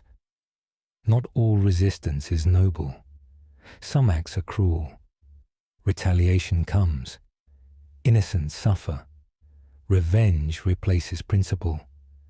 But the struggle continues, not because it is clean, but because it refuses to end. The hidden war is not about overthrowing Nilfgaard. It is about not forgetting that life existed before it, that there were stories, gods, songs, families, names, and for as long as someone remembers, the empire has not won completely. The Nilfgaardian Empire brings peace. This, on the surface, is true. It brings roads that do not crumble within a year of being paved.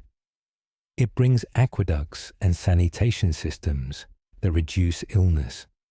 It brings storage silos that prevent grain shortages and rationing programs that distribute food in times of scarcity. It brings courts that enforce law according to procedure, rather than favor or bribe. And it brings armies that are disciplined, regulated, and held accountable by codes. To many, especially those who lived in the unstable fringes of the northern kingdoms, these benefits are not abstract.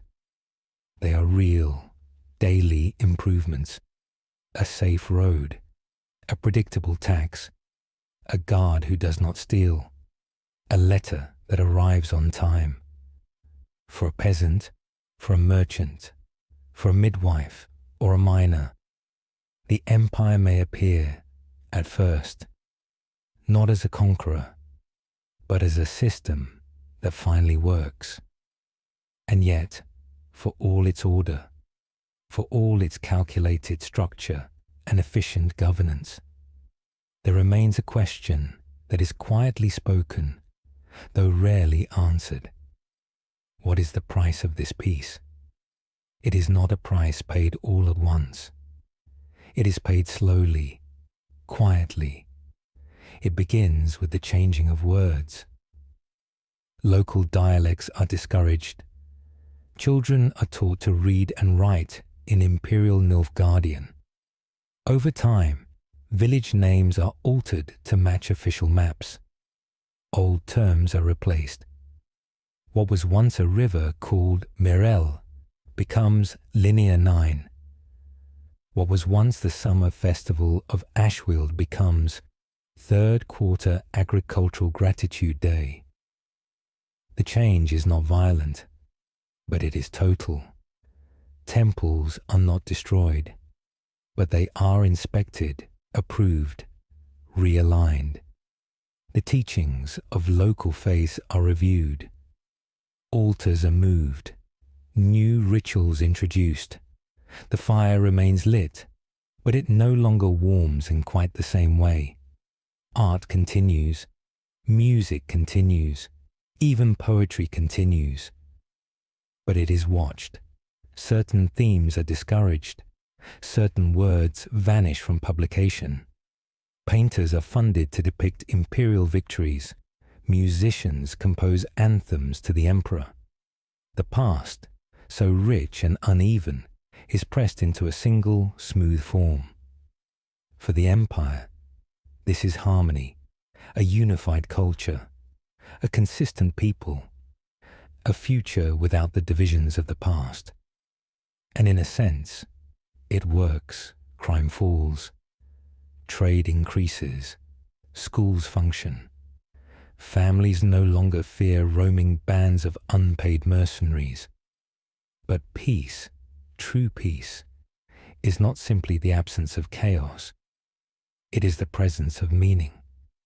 And this is where the price begins to show. In a town under imperial rule, a child knows exactly what to expect each day. They know what time school begins, what will be taught, what answers are correct, what holidays are recognized, what decorations are allowed, what plays will be performed during the New Sun Festival. But what the child does not know, cannot know, is what their grandparents' stories once sounded like. The ones that were told without revision, the ones that were passed down from village to village, shaped by wind and fire, not by policy. In the empire, there are few surprises. This is a comfort to many. But over time, it becomes a stillness, a life without sharp edges, a world without spontaneity, predictable, safe, and numb. The small things disappear first. The name of an old hill, the recipe for a stew, the way a certain folk song ends. Then come the larger things, a festival cancelled, a marriage custom changed, a story forgotten. There are those who adapt easily. They thrive. Merchants who comply with imperial tariffs benefit from regular customers. Scholars who echo the official line receive grants. Artisans who accept imperial commissions build statues for public parks. And there are those who comply not because they agree, but because they are tired. Life, even a quiet one, is full of demands. Feeding a family is difficult. Saving coin is difficult. Arguing with history is more difficult still. And then there are the few who resist, in silence, in private, in small ways, a whisper behind a closed door, a prayer in the old tongue, a meal prepared the way it once was, without note or permission. For these people, peace has come at a cost they feel, each time they walk the streets of their own town and no longer recognize the walls. They are not angry, not loudly, but they are not whole. The empire does not punish happiness, but it defines it. It permits laughter, but only in certain places. It rewards memory, but only the kind it approves. Every empire dreams of permanence, of a time when conquest is no longer needed, because there is nothing left to conquer, when borders no longer shift, because all lands have been drawn into one, when opposition is no longer feared, because the idea of opposition has been forgotten. Nilfgaard, more than any other power in the world of The Witcher, builds itself upon that dream. It is not the dream of power for its own sake, nor is it the hunger for glory or praise. Nilfgaard, at its deepest level, does not imagine itself as a dominator, but as a foundation. Its emperors, its ministers, its architects and record keepers, they do not build palaces only to be admired. They build systems, systems meant to outlast them. Codes, roads, courts, and rules, and meant to endure beyond generations. The empire seeks to become not just history, but environment. And so, the question arises, what does Nilfgaard become when conquest ends? When the last province has been catalogued? When the last dissenting tongue has gone quiet? When the map no longer requires updating? What remains? The answer is not simple. The answer, perhaps, is silence. In its imagination, Nilfgaard becomes eternal. An empire not defined by expansion, but by stillness. An empire whose success is no longer measured by wars won or kings deposed, but by the absence of change, by the absence of interruption, by the unbroken continuation of its logic, generation after generation. A child born into such a world would not know the name Redania or Kedwin. They would not remember the time when village elders debated law, or when mages ruled their own schools. They would know only structure. They would know the imperial calendar. They would know how to present their identification at a checkpoint. They would know which streets are permitted for festivals and which are not. They would not ask why. The machinery of empire would continue to turn. Taxes would be collected. reports would be filed, trade would be measured.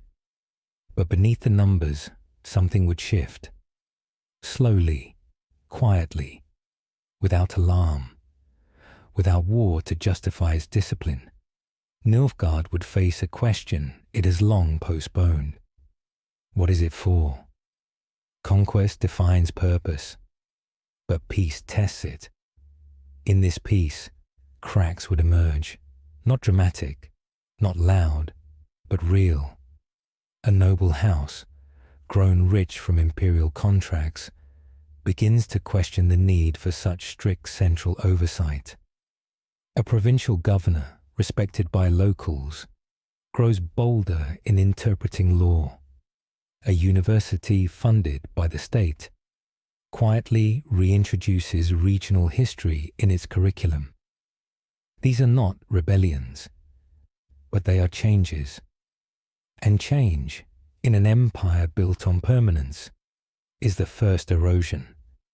Even Emir var Emreis, if he lives to see such peace, may feel it.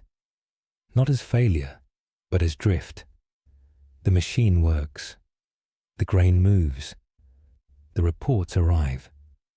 But the sense of direction begins to blur. The great purpose, the need to shape a chaotic world, fades when the chaos is gone. And so, the empire would begin to turn inward. More effort would go into internal measurement, more policies to regulate daily life, more standardization of culture, of language, of behavior. Not because new order is needed, but because the empire cannot stop ordering. Without new enemies, it would begin to police its own shadow. Art would be further simplified. Religion more strictly supervised. Memory more carefully edited. In trying to remain perfect, the empire would begin to repeat itself. And repetition, over time, becomes decay, not collapse. Nilfgaard would not fall with fire or thunder, but it might become hollow, like a building still standing, but long abandoned in spirit. Some within it would remember the old ambition, the dream of stability, of peace, of harmony. Others would wonder what was lost in the making of it. And yet, despite all this, Nilfgaard would remain. Every empire dreams of permanence, of a time when conquest is no longer needed because there is nothing left to conquer, when borders no longer shift because all lands have been drawn into one, when opposition is no longer feared because the idea of opposition has been forgotten. Nilfgaard, more than any other power in the world of The Witcher, builds itself upon that dream. It is not the dream of power for its own sake, nor is it the hunger for glory or praise. Nilfgaard, at its deepest level, does not imagine itself as a dominator, but as a foundation. Its emperors, its ministers, its architects and record keepers, they do not build palaces only to be admired. They build systems. Systems meant to outlast them. Codes, roads, courts, and rules, meant to endure beyond generations. The empire seeks to become not just history, but environment. And so, the question arises, what does Nilfgaard become when conquest ends? When the last province has been catalogued? When the last dissenting tongue has gone quiet? When the map no longer requires updating, what remains? The answer is not simple. The answer, perhaps, is silence. In its imagination, Nilfgaard becomes eternal, an empire not defined by expansion, but by stillness. An empire whose success is no longer measured by wars, won or kings deposed, but by the absence of change, by the absence of interruption, by the unbroken continuation of its logic, generation after generation. A child born into such a world would not know the name Redania or Kedwen. They would not remember the time when village elders debated law, or when mages ruled their own schools. They would know only structure. They would know the imperial calendar. They would know how to present their identification at a checkpoint. They would know which streets are permitted for festivals and which are not. They would not ask why. The machinery of empire would continue to turn. Taxes would be collected. Reports would be filed. Trade would be measured. But beneath the numbers, something would shift.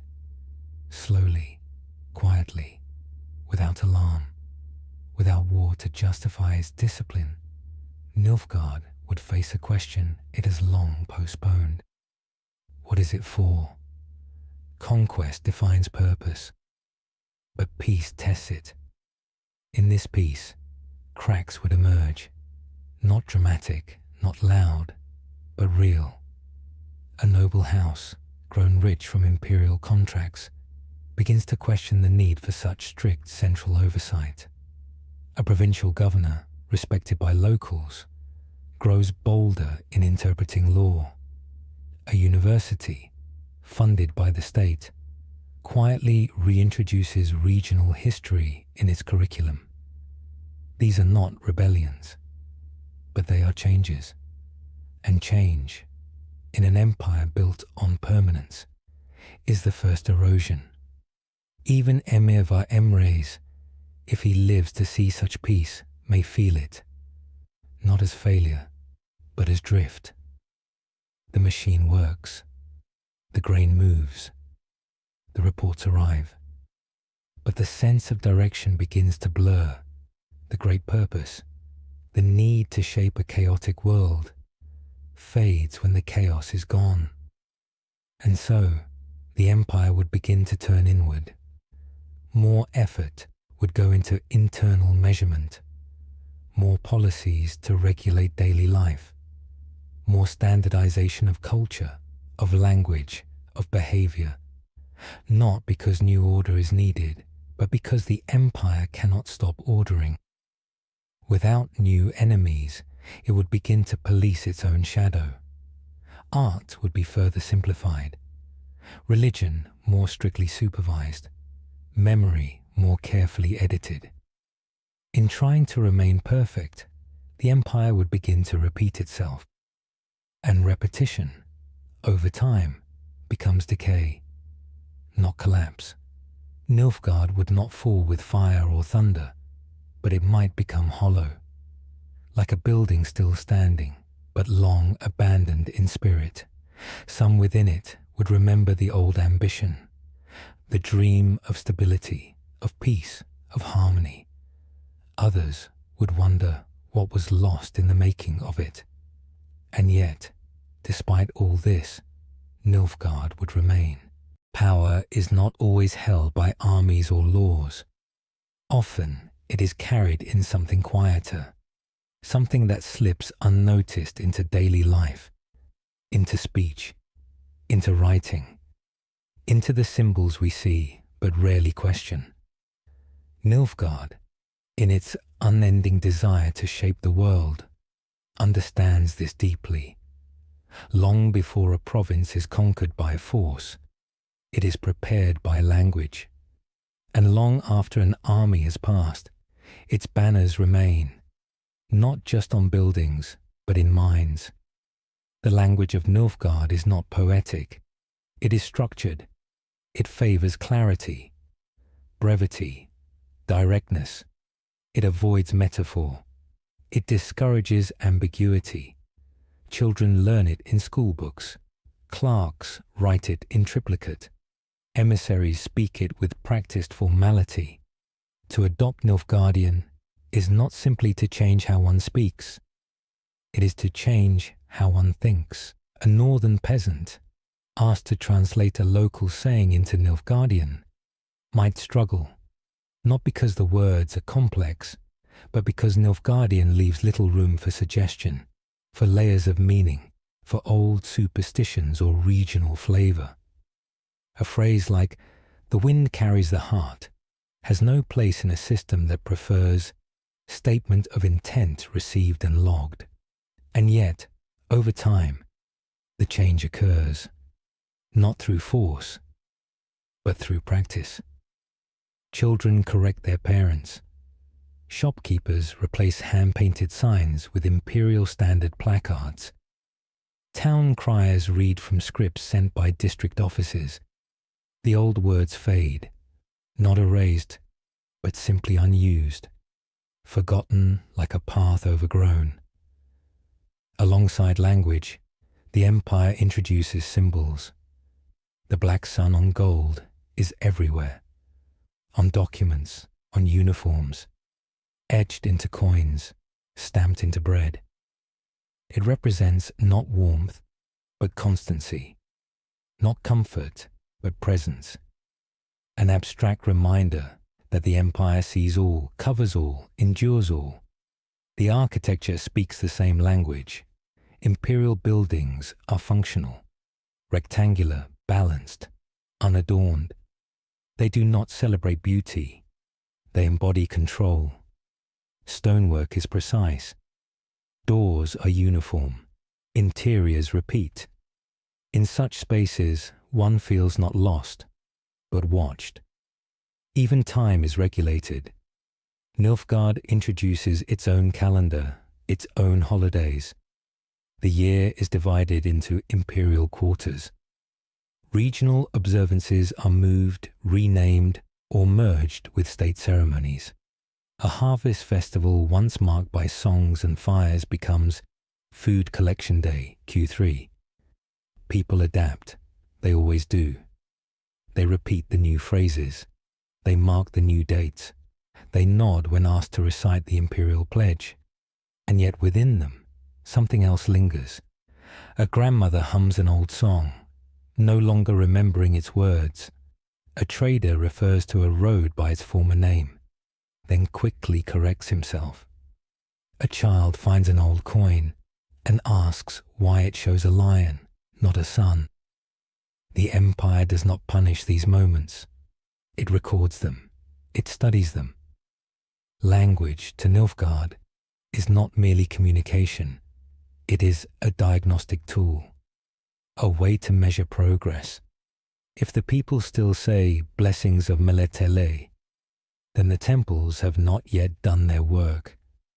If a village still uses the word freeman instead of citizen subject, then education reform is incomplete.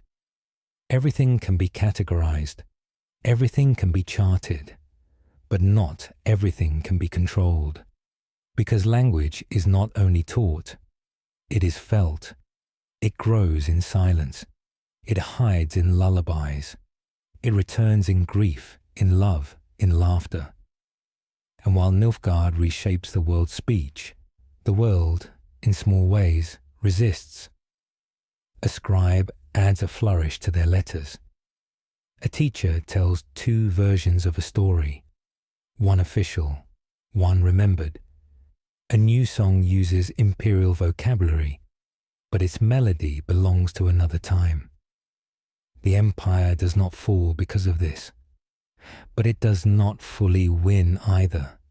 Symbols fade, language shifts, but memory endures. And in the end, perhaps that is what matters most. The black sun may shine across the world, but in the quiet spaces between words, another kind of light remains.